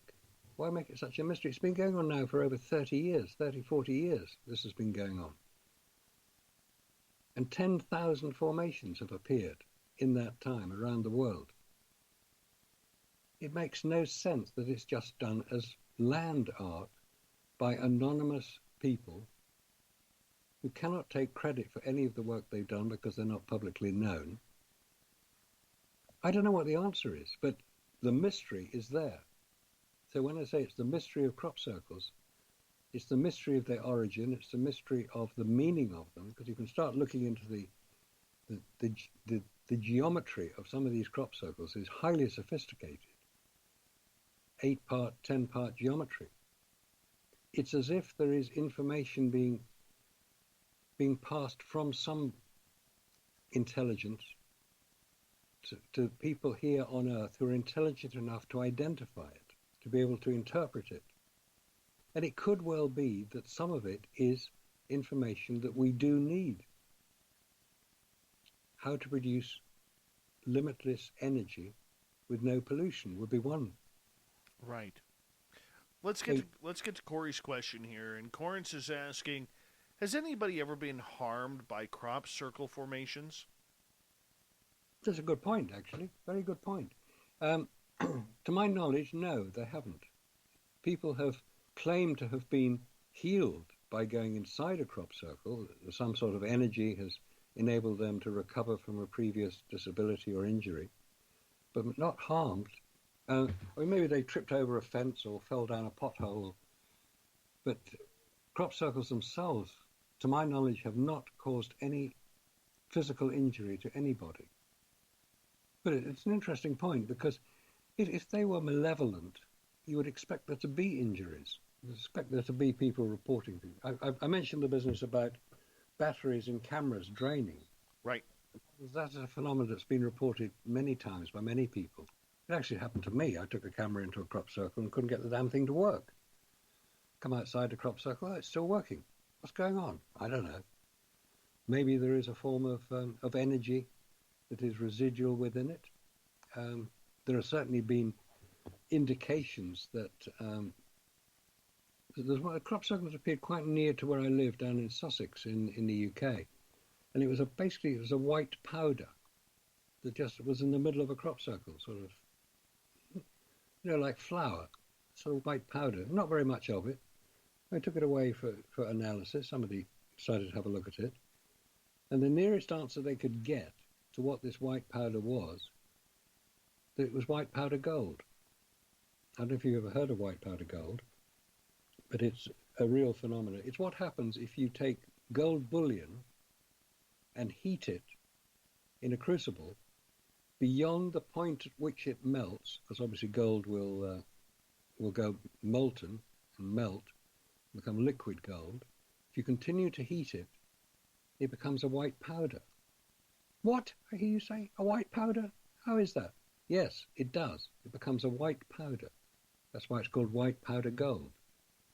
And it has properties which are quite extraordinary.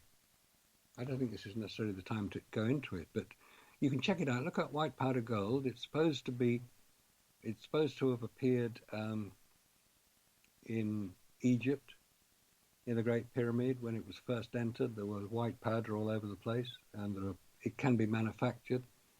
It's what's used to enhance intelligence.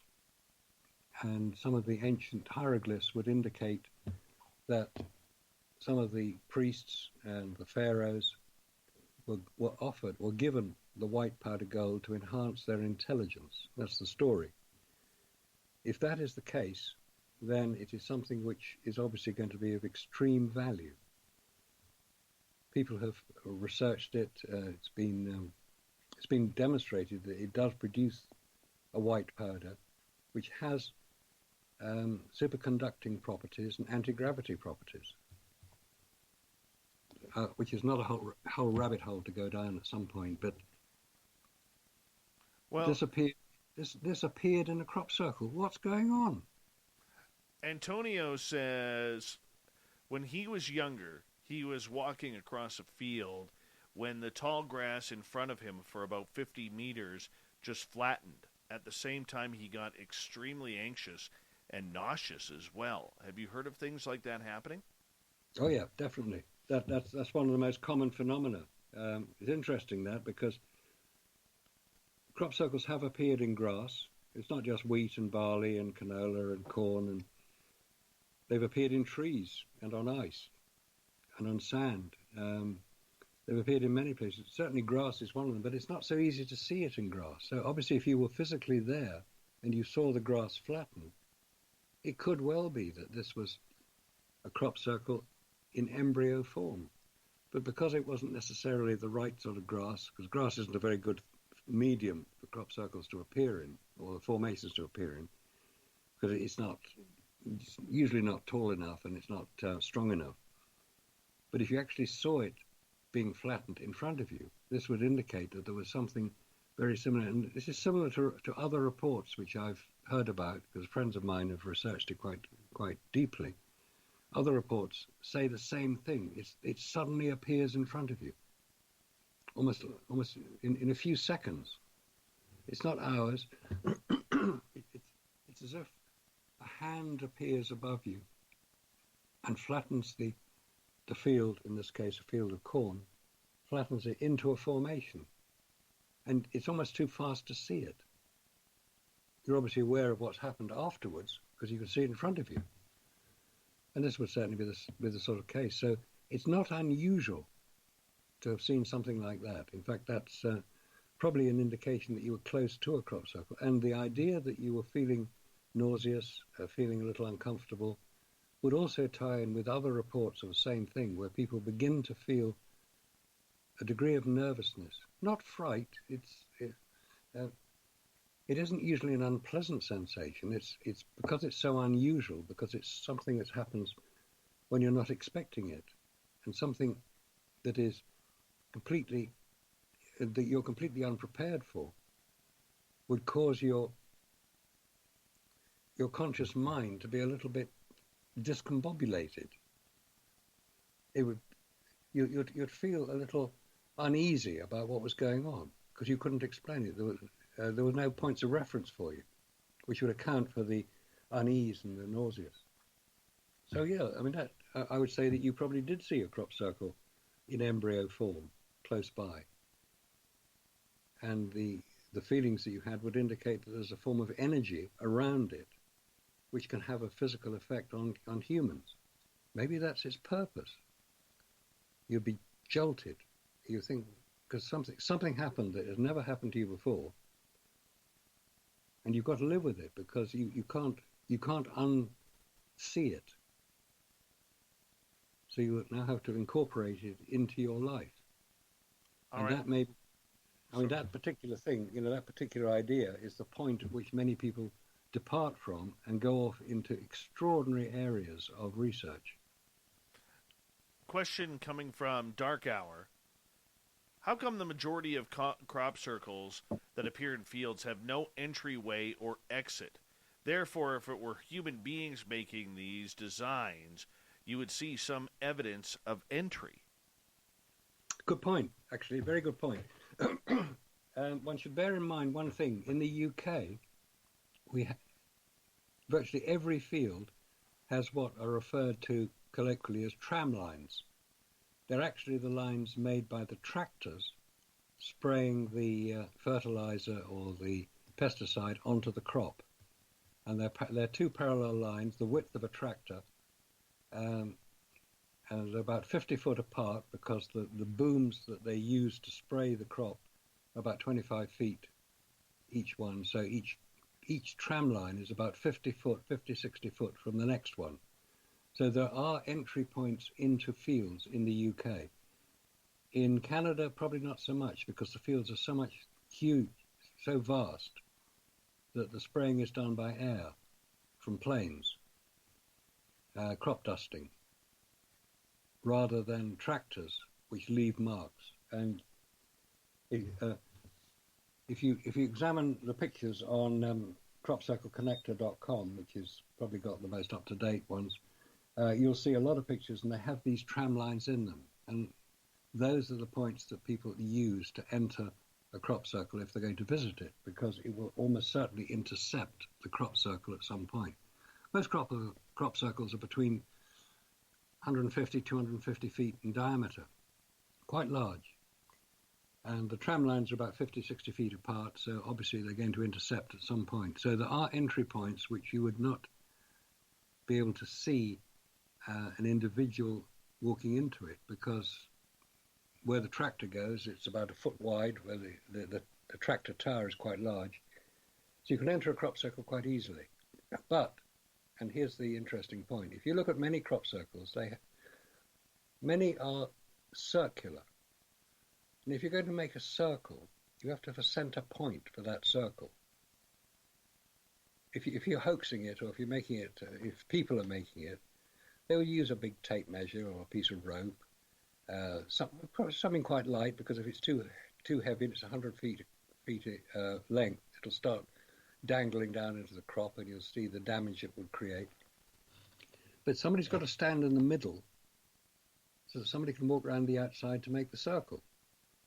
And quite often you don't see any mark in the center of a crop circle. None at all. Now, there are ways to do it. You can put tripods in, and that has been done, because about 25 years ago they had a crop circle making competition to see how many people could achieve some basically quite simple crop circle, but they had features in them which had appeared in the fields, and they wanted to see if people could reproduce them. And about 20 teams of people appeared, and they did it over about a 4-hour period in daylight, and it was filmed, and the farmer was totally willing to have it done because he was paid for the crop that was damaged. And to be honest, they were amateur. The lines weren't straight, the circles weren't properly circular, the crop wasn't flattened properly. It was amateur hour. One or two were reasonably passable, but that's about all. My friend, I'm going to get you to hold on right there, because we are going to go to break here at the top of the hour. Our good friend tonight, and good friend of this show, is Mr. Marcus Allen, and we are going to continue with another half an hour of Crop Circle Talk. We'll get your questions in as well, along with going to Vancouver. At the bottom of hour number 3, we join up with Shane in the shift to talk a little UFOs, ghosts, Bigfoot, whatever comes up in the topic du jour. Spaced Out Radio continues right after this.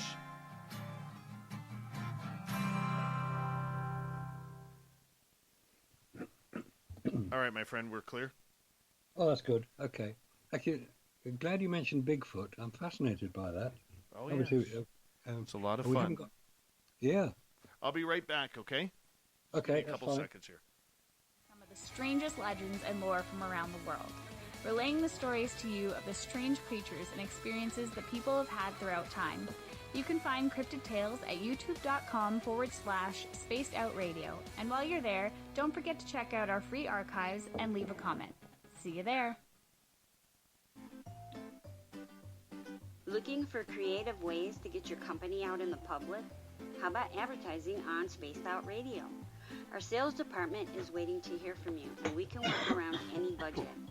From commercial spots to banners to special promotions, there are many opportunities to get your name and product out to our SOR listeners. For a price guide and more information, please contact us at sales@spacedoutradio.com. Hi there, this is the paranormal lawyer Michael W. Hall. I'd like to invite you to listen in each Sunday night, where we're going to open up your eyes to everything strange and paranormal. I will be hosting some great guests with topics that affect us all, such as UFOs, ghosts, and everything paranormal. Let's learn together on Spaced Out Radio Sunday with myself, Michael W. Hall, the paranormal lawyer at spacedoutradio.com.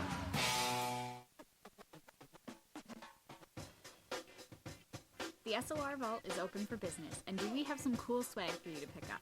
All you have to do is head over to our website and click on the SOR Vault. You have a variety of cool logos to choose from, and put them on anything you want. T-shirts, hoodies, hats, coffee mugs, you name it, we can get it to you. So do your shopping by supporting the story you love. Get your Spaced Out Radio swag at the SOR Vault today.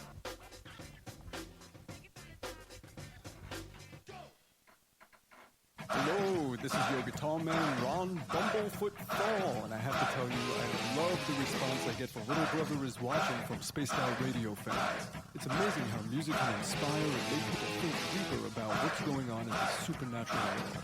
You can head over to my website, bumblefoot.com, to check out my music, my guitar workshops, my touring, even check out some of the hot sauces that I'm working on.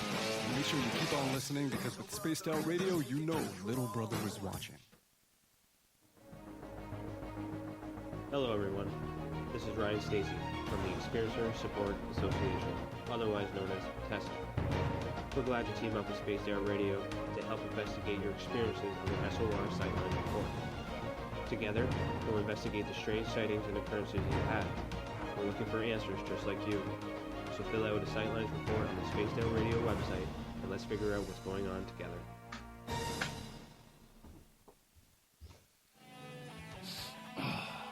I'm feeling a little spicy tonight. What to do? What to do? Why not get Bumblefuck? 4 million Scoville units of pure hard rock. Bumblefoot hot sauces come in 3 flavors. The burning Bumble. Tone it down a bit with Bumblicious and throw the sauce on everything.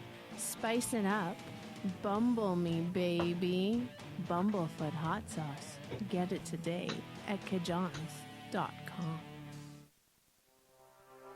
We are scouring the world for the most intriguing stories of your day. Take the time to read up on the SOR Newswire, where our team, led by Captain Shirk, will deliver to you some of the best paranormal and supernatural news, along with some stories that will blow your mind from the weird to the wacky. It's the news outside the news that piques interest, and that's what we're looking to deliver to you. The SOR Newswire. All right, my friend, I am back. Well done. Okay, here we go. Yeah, things going all right for you over there now? Oh, yeah, we're getting there. That's good. Yeah, on the subject of Bigfoot. Yeah. Are they real? I think so. I've seen them. You have? I've seen 2. I've heard them talk. What they are, I don't know. Right. I'm not fully convinced that they are some sort of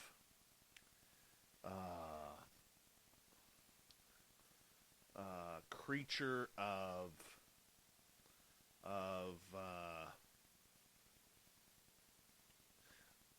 natural phenomenon. I'm just not sure. Okay.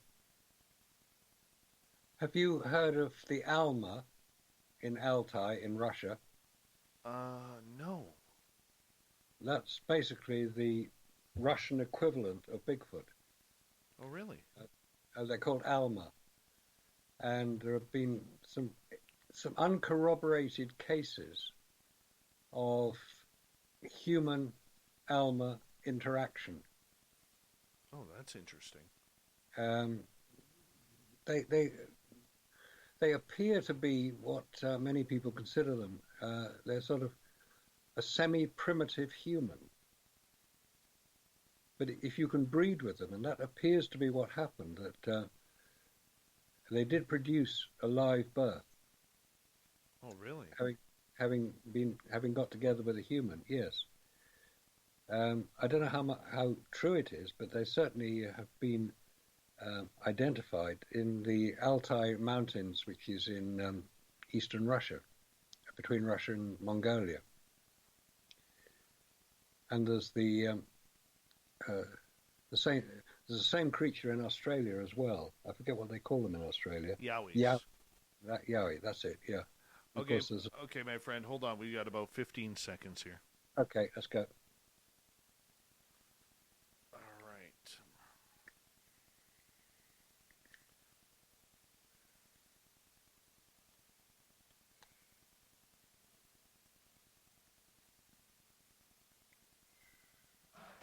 All right.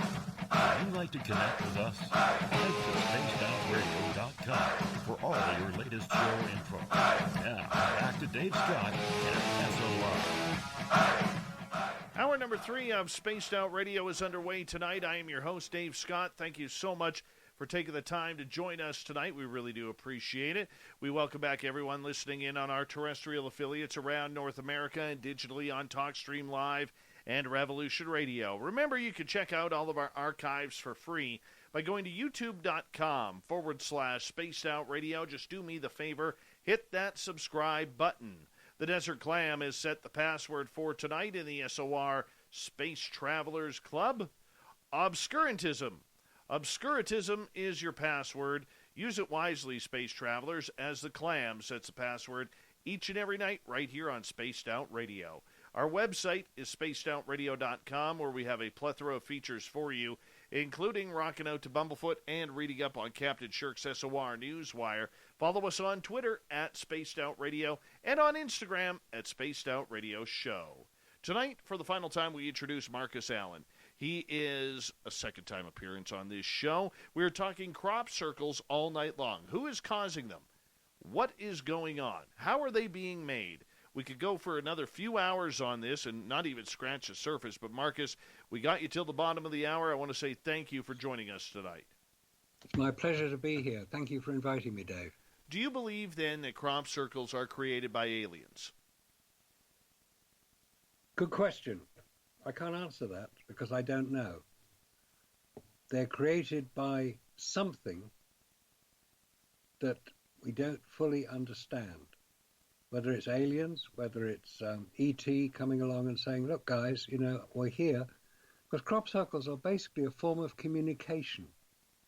You can see the results. Who makes them? That's what we don't know. And even if we did know the answer, all right, let's say that it's E.T. in some form, an extraterrestrial. He's making, what's he doing?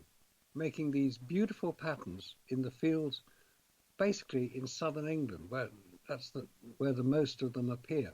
They do appear around the world, and they have appeared in Canada, but most of them appear in the fields of southern England. What is going on? Is it a form of communication? That's about as close as one can get, but it's very hard to have a one-way conversation because we don't know who we're talking to. All right, let's say it's E.T. Let's say he's coming along in some form. He's obviously very good at not being seen if he doesn't want to be, but he leaves marks in the fields as if to say, I was here. What do you think of this? And it's an exciting area because I will say that it's crop circles which got me to the point where I distribute Nexus Magazine in the UK and Europe, because of my interest in finding out about things I didn't fully grasp at the time. Having a regular job with a regular company, it's not the sort of thing I would have expected to happen, but it did. I came across crop circles and thought, oh, I want to find out more about this. Went to conferences, talked to people, joined groups discussing it. And that was 30 years ago. Really no further forward, but it's been a fascinating journey. And that's maybe all that crop circles are, that they're an introduction to other worlds, to other areas.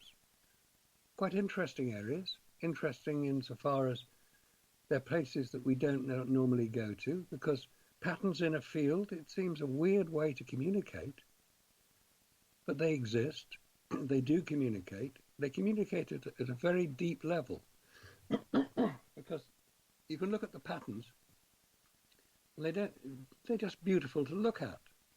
They don't mean anything as such. They're not a message. There are occasionally messages, and a few companies, NVIDIA being one, have used crop circles as a form of publicity. They hired people from the UK to come over to California and make a crop circle in a field and try to big it up as being created by aliens. Basically, it was the shape of their new GPU, graphic processing unit. And it was a very good way to do it because people took a lot of notice of it. Other companies use it. Nike have used crop circles. Car companies have used crop circles. You know, you make a nice picture of a car in a field and people take notice of it. It's a form of communication.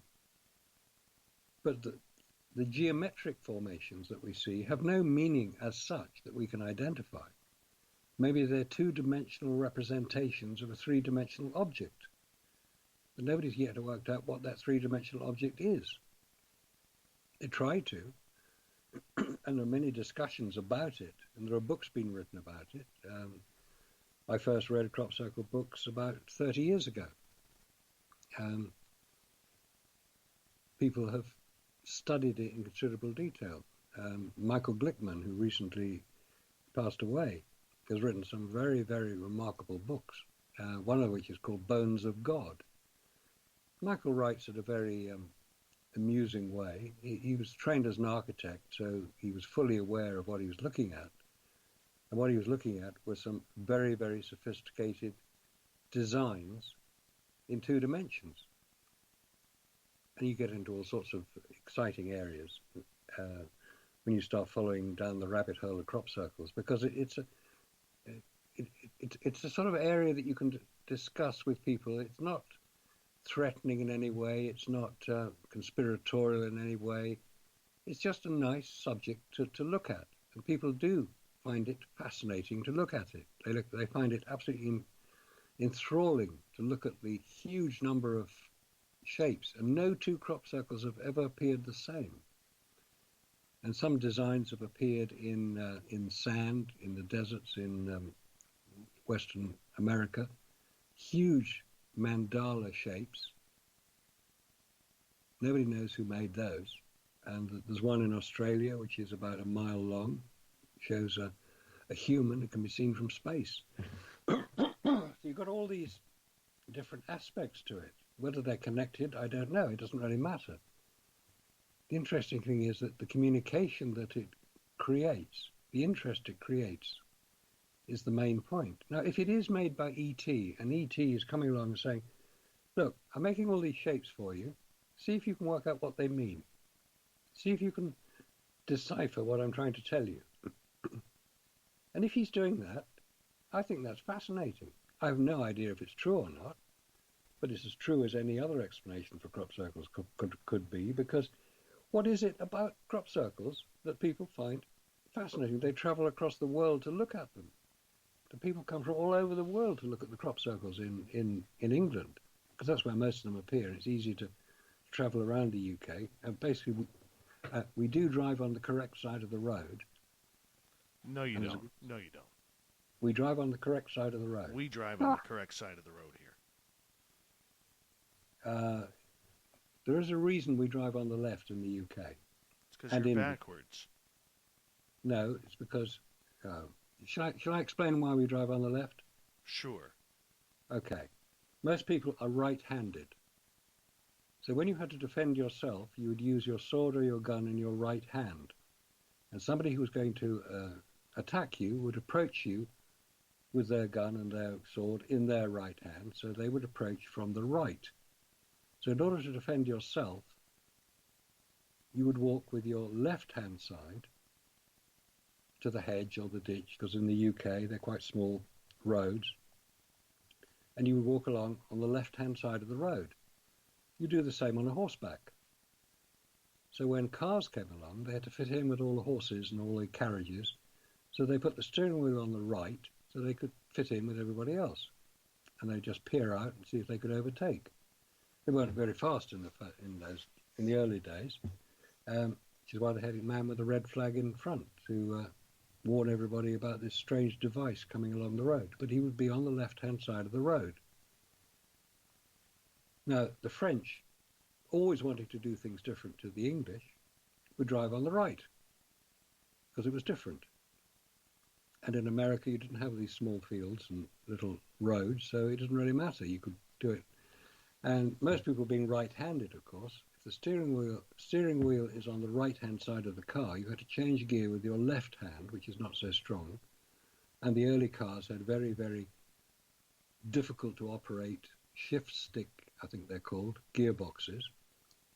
So in America, being a practical place, they said, forget all this shift stick, let's put the steering wheel on the left and we'll change gear with our right hand because it's stronger.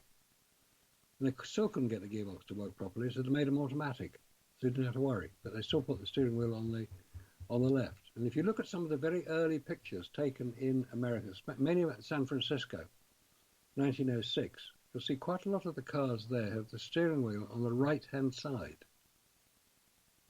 because they were using designs imported from Britain. Same with Japan. That's why Japan drives on the left, because most of the early cars there were imported from the UK, specifically Austin and Ford. That's the English Ford, not the American Ford. In India, same thing there. They all drive on the left, because that's what the first cars in India were imported in from the UK. And they all had a steering wheel on the left. Steering wheel on the right, so they drove on the left. And virtually all Australia do the same thing. So quite a lot of countries around the world, quite a lot of people around the world drive on the left, because they took their cue from Britain. Oh, you Commonwealthers. You Commonwealthers. But see, Canada is different, because you had to follow America, didn't you?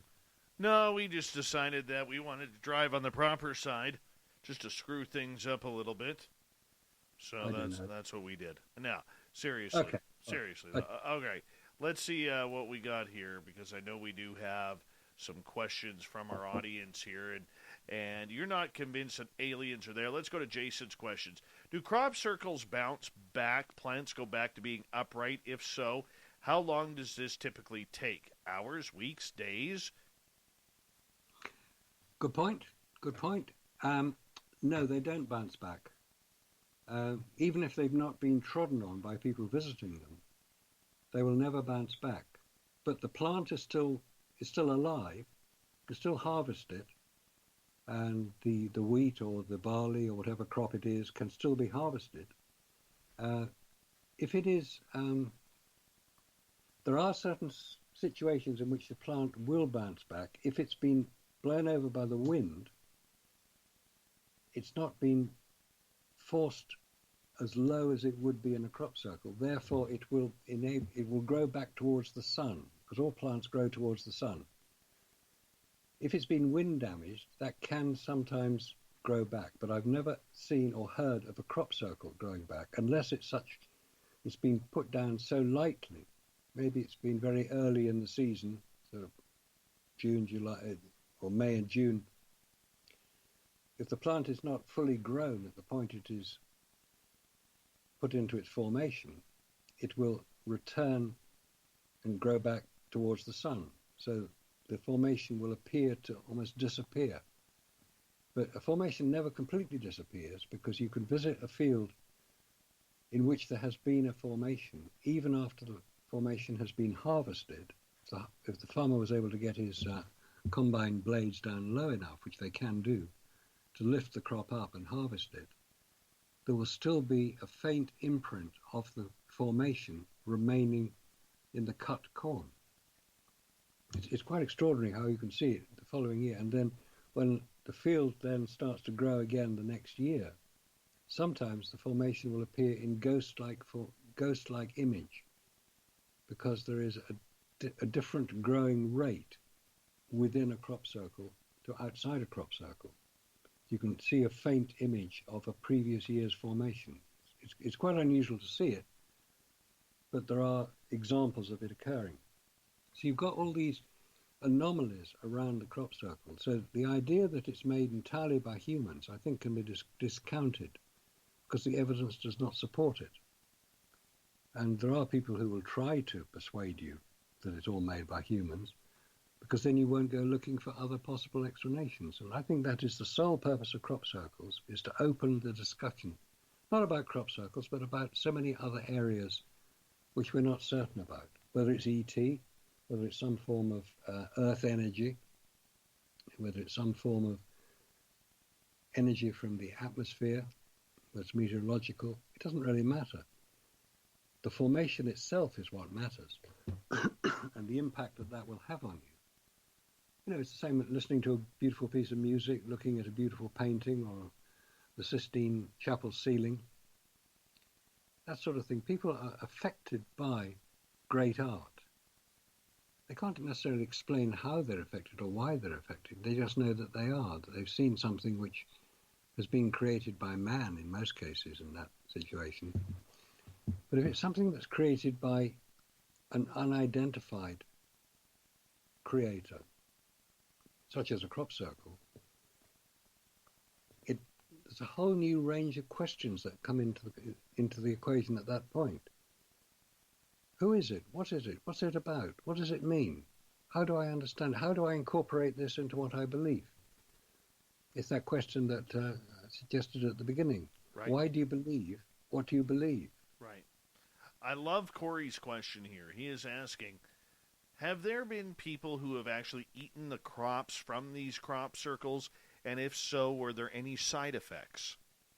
Oh yes, that's quite a common thing to do. People will harvest the crop, or with the farmer's permission, obviously, they will take part of the crop that is within a formation and will then plant it the next year. And invariably, the new crop grows faster and better and stronger than the previous year. They've also baked it into bread, made from wheat. I've never heard of any adverse effects. I don't know if it tastes any different. I would doubt it, to be honest, because there's no reason why there should be a difference in taste. It's the difference in growth speed. And there was a lot of experiments being done in America, I think on the East Coast. As Professor Levengood, he's died now, but he was doing a lot of work with some of the people in America who were interested, and we were sending samples across, identifying where in the formation these samples came from, and he was identifying growth patterns within the crop. So there's been quite a bit of biological research into crop circles as well. There's no definitive answers that I'm aware of, except that the crop does seem to be, if it's planted the next year, it does seem to be a better crop. I'm not sure if that is the sole purpose of a crop circle, to produce better crops. It could be, because if we identify the energy that created the crop circle in the first place, whether it's electronic, radionic, radiative energy, it affects the plant. For a start, it pushes it over, so you can see it on the ground. But whether it then causes changes in the molecular structure or the biological structure of the plant, I think it's a harder question to answer. There have been people who've experimented with it, and they do claim to have identified increased growth within the plant. That's all I know at this point. But no, adverse effects, no. I've never heard of any adverse effects from eating anything that was originally in a crop circle. Quite the reverse. All right, let's get to another question here from Jules, who is asking, Marcus, do you think that it may be a form of somatics on crops? It could be. It could be. That's as close as anybody's ever come, that somatics, which is sound producing patterns, if I understand it correctly. Normally it's done with sand. using a plate close to a loudspeaker, which produce extraordinary patterns. Some of them could well be. There's no reason not. Whether there is sound, I've never heard a sound connected with crop circles. There have been visual sightings of unexplained patterns in the sky, because obviously sound can produce a pattern in moisture. If it's a damp atmosphere, you'll get the sound producing a pattern. But that's quite rare. Not many people have seen that. People have seen columns of what appear to be not light so much as disturbance in the atmosphere, as if it's coming from somewhere up.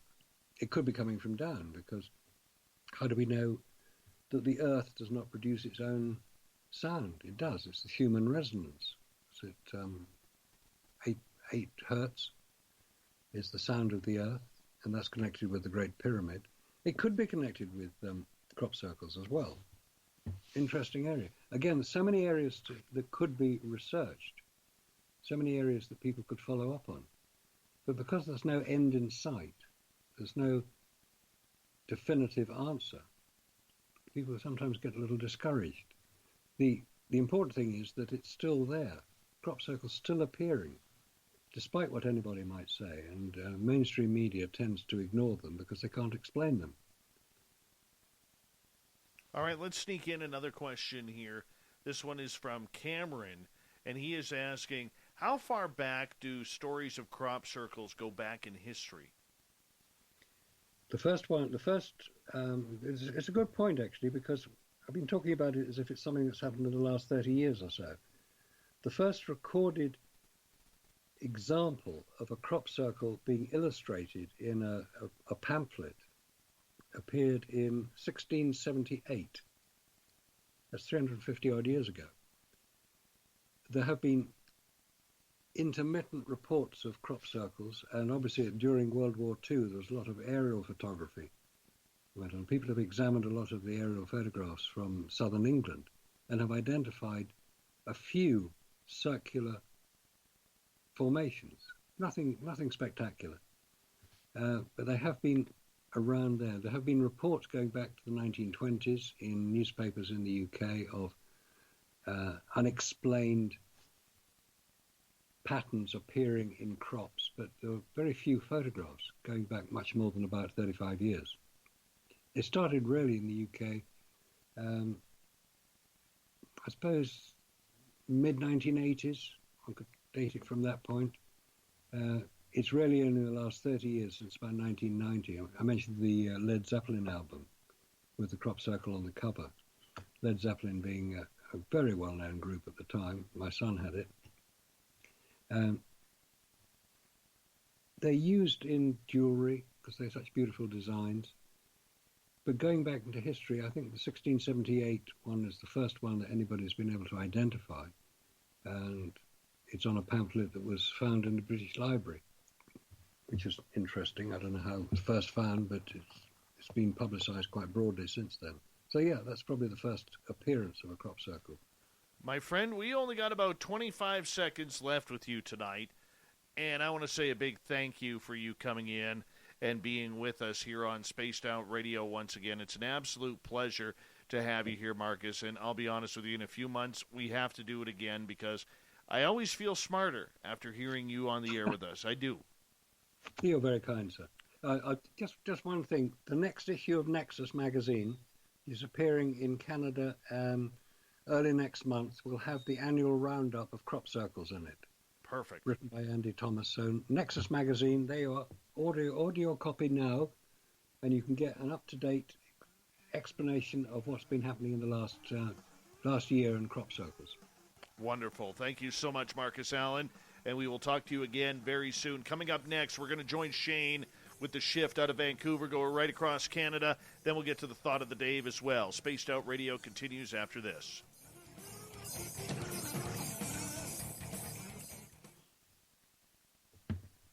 Good job, boss.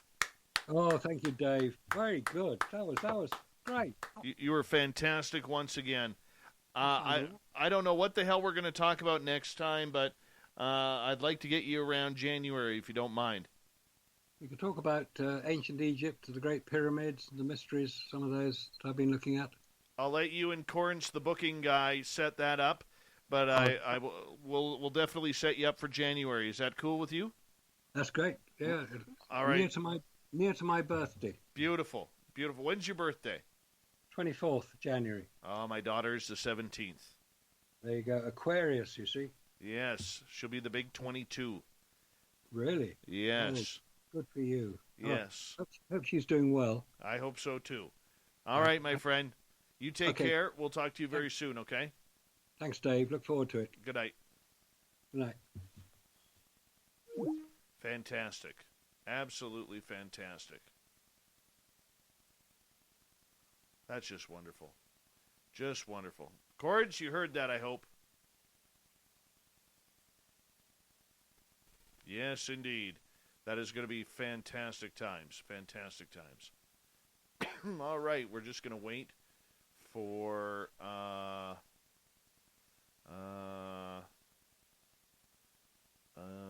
got to get Captain Shirk's news in here.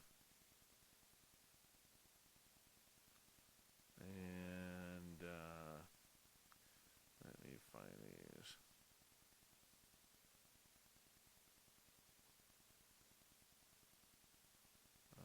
We got a couple stories in here just in case. And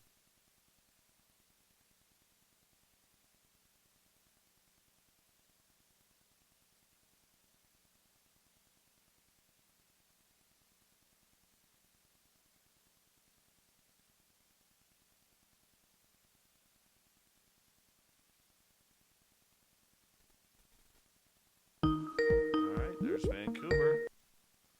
All right. Hey, Vancouver, how you doing?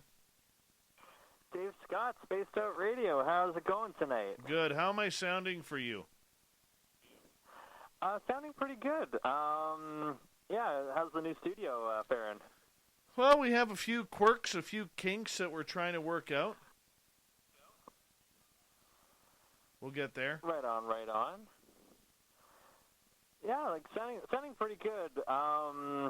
I would say it's a little maybe more telephony than we're usually used to hearing your voice on. You sound very telephone-ish. Yeah, we're having a problem with the receiver on this end. I think somebody had a bad night on the phones, but I'm going to blame that on your end because my end I just got off the phone with my guest and he said we were sounding very clear. Very clear. Okay, that's sounding pretty good. I was just, maybe I had some reception issues on here. But yeah, no, you're definitely sounding good, Dave. All right, cool.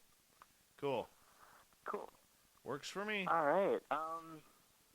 So we're about 2 minutes away, or let me see, about 2 minutes away here. We're on with Shane tonight, and we're all good to go. Yeah, I apologize for not having anything really up to date. Just this whole studio thing just kind of has kicked my butt here pretty bad. So, yeah, I know, I bet. Yeah, so we could go wherever he wants tonight. That's for sure. Cool, man. Cool. Yeah, I mean, it's always a pleasure to have you, no matter what. So it's all good, man. For sure. All right. So, I'll be with you in about a minute or so here. Sounds good. All right, thanks, Dave. Yeah. Keep your family safe. Protect your home from pests with Westside Pest Control.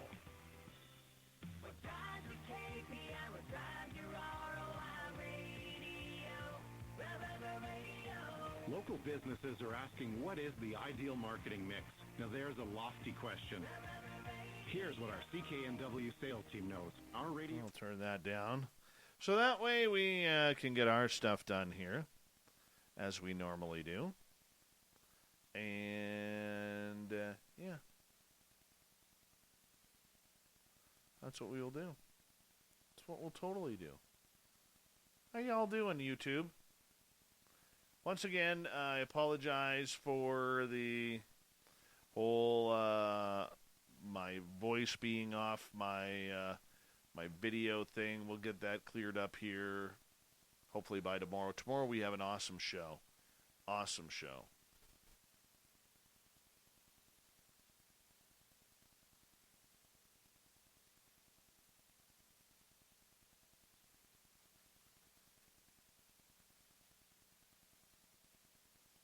All right, here we go.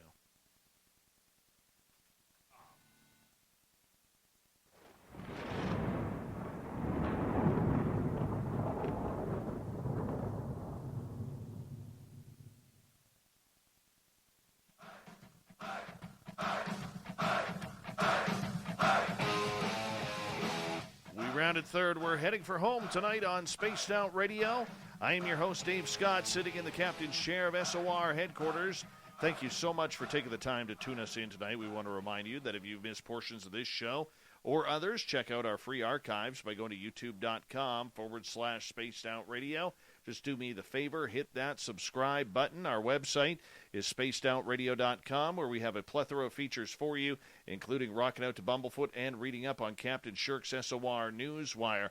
We're going to be joining Vancouver here momentarily here, as Shane is getting ready to have us for the shift, where we're going to talk all things weird and strange here. You know, just waiting for Dave Shane, Scott. how you doing? Dave Scott is the king of the promo. What do you mean? Promo and everything. Yeah, So well, good. somebody has to, my friend. Somebody has to. You know. Good. You need some Good, new I'm cuts. glad. You need some new cuts for your show. I'll hop on there. You want a promo? I'll promo. We're working on some stuff right now. We should. Oh, you just got Matt thinking. I can see his face. That was his thinking face. The light bulb was going off there. Dave Scott, what did you do? You might have started something. Well, I he's felt looking it from excited. here. I felt it from here, brother. All right, so here we are, spacedoutradio.com with Dave Scott, here on the shift as we broadcast all across Canada. There's a few places that I was hoping we could go tonight, Dave. Let's do this. Dig into a couple of things. I was listening to the program earlier on, yours, and caught a couple of pieces that got me curious, and I thought maybe you could share some of those pieces too. So let's kind of get into this. But before we do that, it is Good News Tuesday-ish here on the show, which we do on the shift every Tuesday, where we share good news. For example, one of the listeners has got a match for his wife's kidney. It says good news. Another listener found his cat. That is right. awesome. So we do good news. So what kind of good news do you have? I know you've been working on the studio. Maybe there's some good news there. What kind of good news does Dave Scott and Spaced Out Radio have for us? All right, good news comes like this. We actually have a show going on.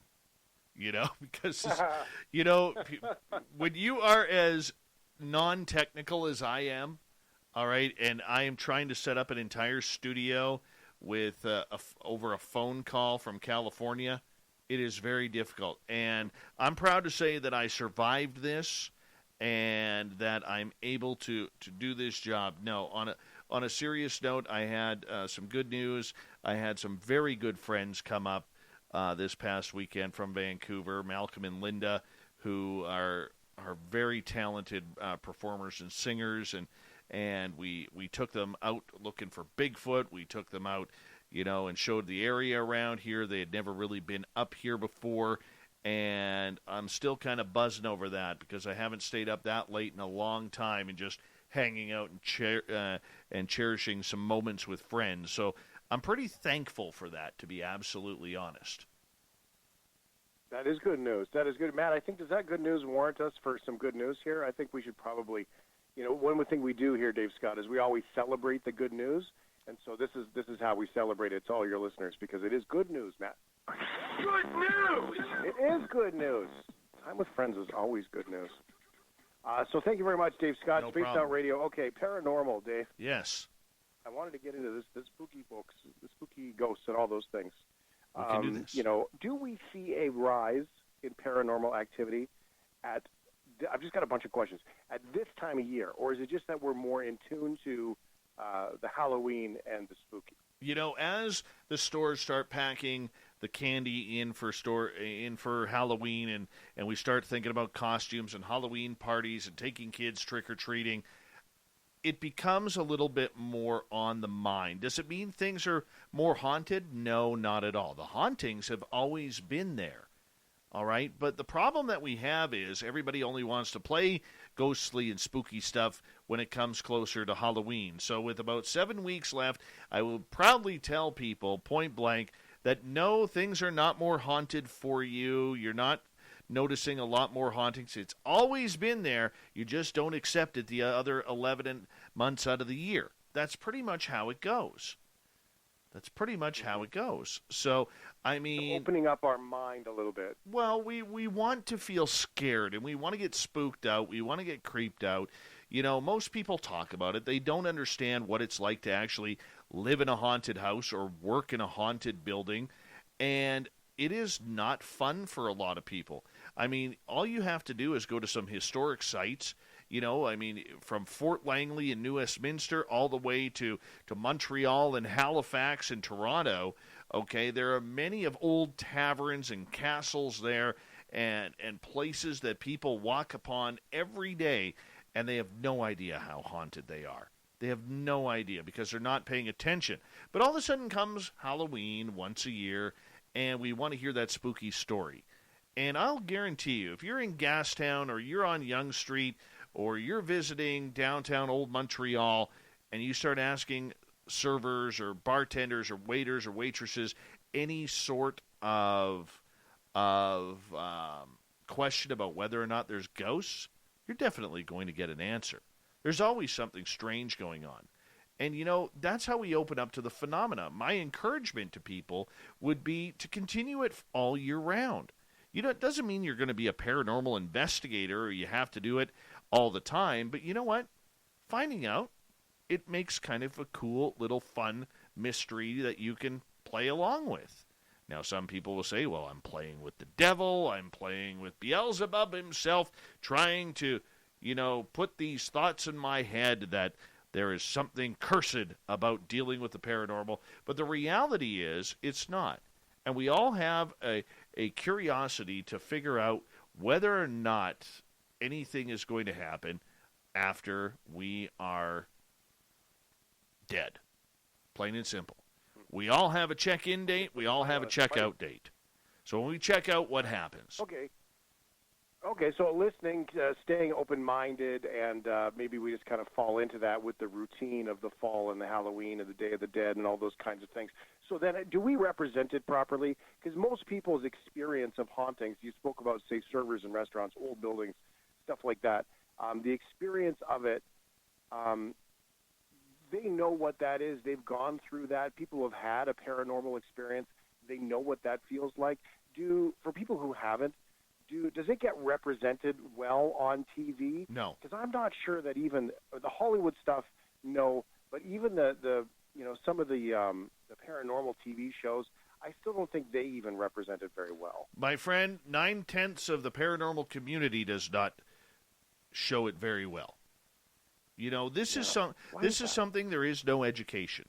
Okay, a lot of people will learn what they learn from watching the television shows, and you know, some are real, some are not. The one that I would suggest everybody watches is the Holzer Files with a good friend of ours, Dave Schrader, who is an amazing, amazing broadcaster as well as a paranormal investigator. I mean, that's probably as real as it gets. I know Dave personally, but there's a lot of shows out there that have been accused of forging evidence and forging hauntings and ghost activity.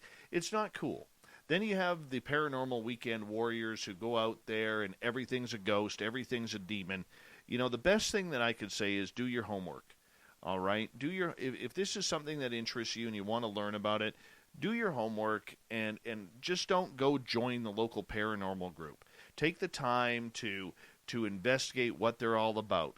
You know, it's easy to find out on Facebook, on Instagram, on Twitter. I mean, you got to think. Every city has approximately anywhere between 5 to 20 ghost hunting teams out there. And it's a little too much. Some are going to be good, some are going to be not so good, and some are going to be downright horrible. And the biggest advice that I will give to people is this. If you have ghosts in your house, the best thing that you can do is do not invite any paranormal team that you find on Google over to your house. Do your investigation. Hell, give us a phone call.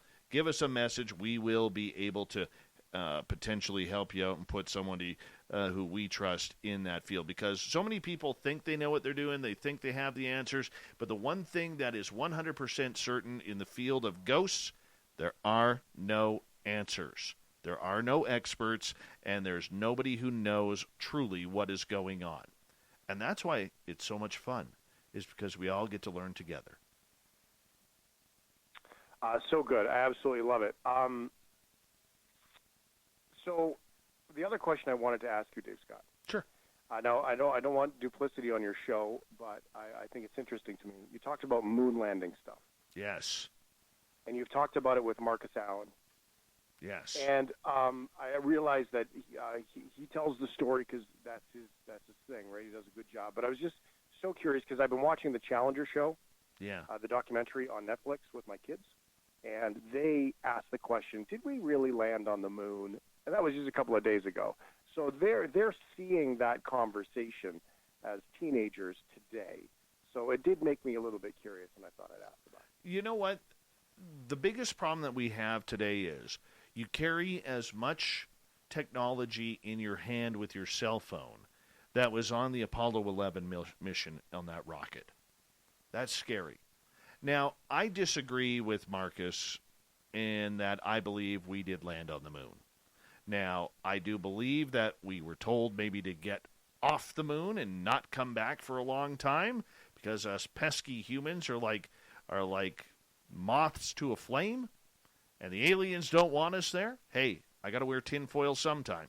All right, but I do believe we went to the moon. But there are some curiosities as to whether or not there was actual film footage that was taken in studio, created by Stanley Kubrick, thanks to the 2001 Space Odyssey. That is the big conspiracy theory right there. I mean, little things like the camera. Where was the camera when we were when Neil Armstrong was coming off the ladder? Okay, who was taking that video, or what was taking that video? How did they get the camera there? Did they set it up first, and then Neil went back up, and then walked back down to say his famous, one step for man, one giant leap for mankind? Or was it something a little bit different? This is all something, when they planted the American flag in the ground, okay, was it really waving? Shadows? How come there was no sand being pushed out of the way when the landing gear went down? From the thrusters. The answer to the picture. Exactly. I mean, there's a lot that is going on right now, right? A lot that's going on right now. So, I mean, that's the big thing. Yeah. The connections, like some of the audio connections and the video stuff and all those things, I mean, there was an awful lot of stuff going on, right? Technology-wise, that to make it even possible or not possible. So, I mean, is it possible a little bit of both happened? There was a little bit of a pre-prepared video, and then they might have actually done it, but the video was fake? Could be. Maybe the original video didn't turn out, and Stanley Kubrick created a good one. Or maybe they mixed the two. There is all sorts of interesting stuff that could be there. But I do believe we went to the moon. The more interesting theory to me, my friend, is were we asked not to come back? Okay, because there is an alleged audio recording on the emergency line that NASA has kept secret, allegedly, for a long time. That's basically along the lines of Neil Armstrong saying on the emergency line, they are here, they are on the hill, and they are watching us. All right? And that is something that is, it's unproven. We're not sure if it actually happened. There are people who I have interviewed who used to work for NASA. I've only interviewed 2 people who used to work for NASA, and they have both said that they actually confirmed that. Now, do you believe that's true, or are they wearing a little bit too much tinfoil? I don't know. I really don't know. It's a good story, that's for sure. I want to believe, but can we? That's the difficulty. That's the absolute difficulty. Chris Rock did a great thing. He said, you're telling me that, we actually went to the moon when Cadillac hasn't been able to keep a bumper on their car for 20 years? True. Which is a good point, right? Like the technology in automobiles, the bumper couldn't even stay on the car, and yet somehow we went to the moon. So it is challenged. It's challenged all the time because I mean, it seems so incredibly lofty. And I even think that when you would use the example of more computing power in your hand, could either that was one hell of a roll of the dice. Well, the weird part is, why didn't we go back? Why were the plans scrapped? Okay, why do they not have the ability to pull up in NASA how to build a rocket to get to the moon? How did they do it before? Why has it taken 50 years and we still haven't gone back to our closest orbiting orb, I guess if you want to call it an orb? All right, what has taken so long? Is it money? Is it more than money? And if we have the technology now to land rocket boosters back on Earth after launching rockets, why haven't we launched for the moon yet? Why do we got to wait until 2025? These are all questions that should be answered, and unfortunately, we're going to get those typical answers that say, well, we just can't do it, or we had to improve technology, or what have you. But it is amazing. It is amazing how we still, 50 years later, argue about whether or not we landed on the moon. I tend to believe that we did. Marcus Allen, who has some incredible information from Nexus Magazine in the UK, believes that we did not. And it's a very, very fun argument to have on both sides. Okay, we've got about 30 seconds here, Dave. The president has talked about going back. Do we go back? Does it make it? Does it happen? I think so. I think so in 2025. I do have something for you before we shoot on out of here, my friend. I do have something. Yeah, quick. Folklore, or fiddler, and Canadian musician Ashley McIsaac will be talking about his ghost stories and so much more tomorrow night on Spaced Out Radio. And make sure you tune us in for the podcast or our YouTube channel, because we don't want your listeners skipping out on you to listen to me. So I got the podcast; they can listen on that on our YouTube channel. I love it. SpacedOutRadio.com. Dave Scott, thank you, sir. Appreciate it, buddy. Take care.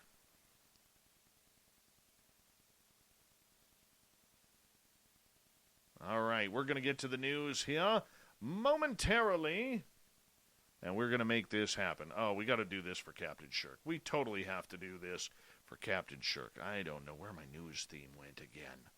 Ah, there it is. Let's get this thing in here.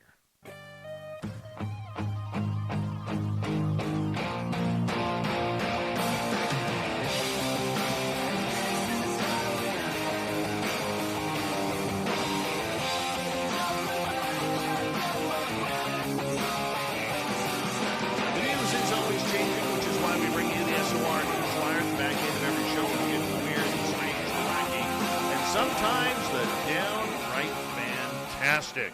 All right. Yes, I know we're still working on a little bit of audio issues here. I will get it figured out. But let's get to one story here, because Captain Shirk needs us to at least read one. Let's go to this one. This is a good one. Russian authorities mounted a special operation to arrest a former traffic police officer who claims to be the reincarnation of Jesus and has run a cult based in the depths of Siberia for the past 3 decades.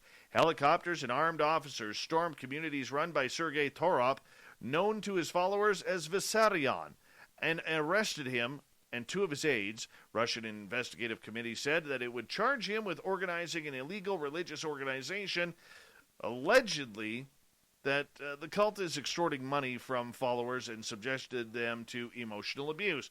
Now, the 59-year-old Torop, with long gray hair and a beard, was led by mass troops to a helicopter. The operation involved agents from Russia's FSB security service, as well as police and other agencies. Vadim Redkin, a former drummer in a Soviet-era boy band who is known as Vissarion's right-hand man, was also arrested along with another aide. Torop, who lost his job as a traffic officer in 1989, claimed he experienced an awakening as the Soviet regime began to collapse. In 1991, he founded a movement now known as the Church of the Last Testament. Several thousand followers live in a series of remote hamlets in the Krasnoyarsk region of Siberia. Converts to the cult have included professionals from across Russia, as well as pilgrims from abroad. I am not God, and it is a mistake to see Jesus as God, but I am the living word of the God the Father. Everything that God wants to say, he says through me. Oh, my goodness. This guy is on it. Well, he's going to jail for a while, and maybe he could get some thoughts and prayers to see if he can get out from behind the bars.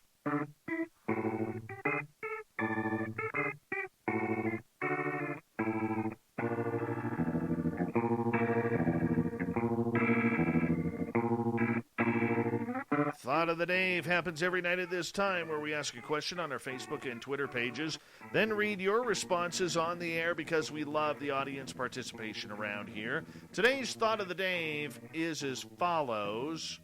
In your opinion, what are crop circles and how are they made? Let's go to Marty, our favorite veteran on this. He goes, they are a form of communication. It's just that we are never certain if it is alien communication or just some dude with a lawnmower communicating that he is some kind of jerk.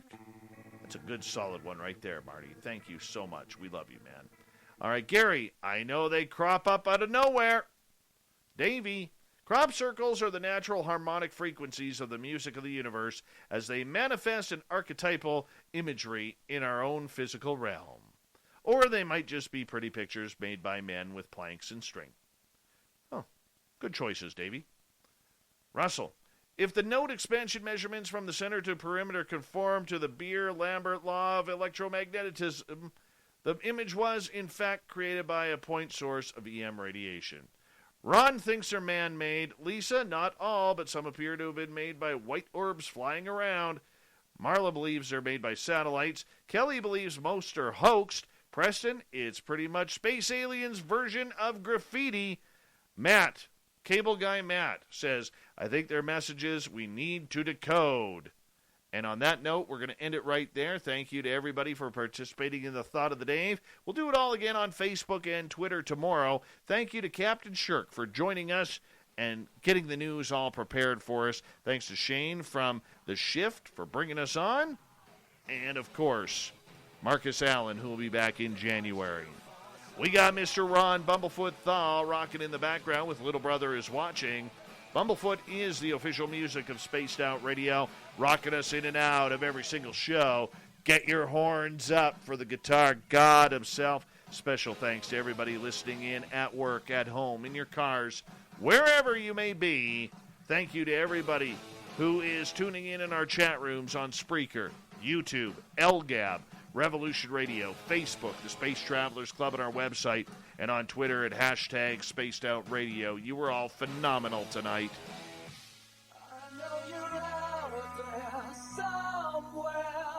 Remember, this show is copyright by Spaced Out Radio and SOR Media Ventures Limited. Thank you so much for taking the time to share your evening with us, because together, my friends, we own the night.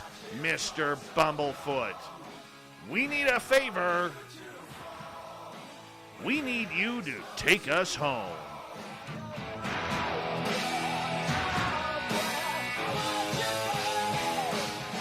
Yes, the Woo train has docked for the night, but tomorrow, my friends, we shall ride again.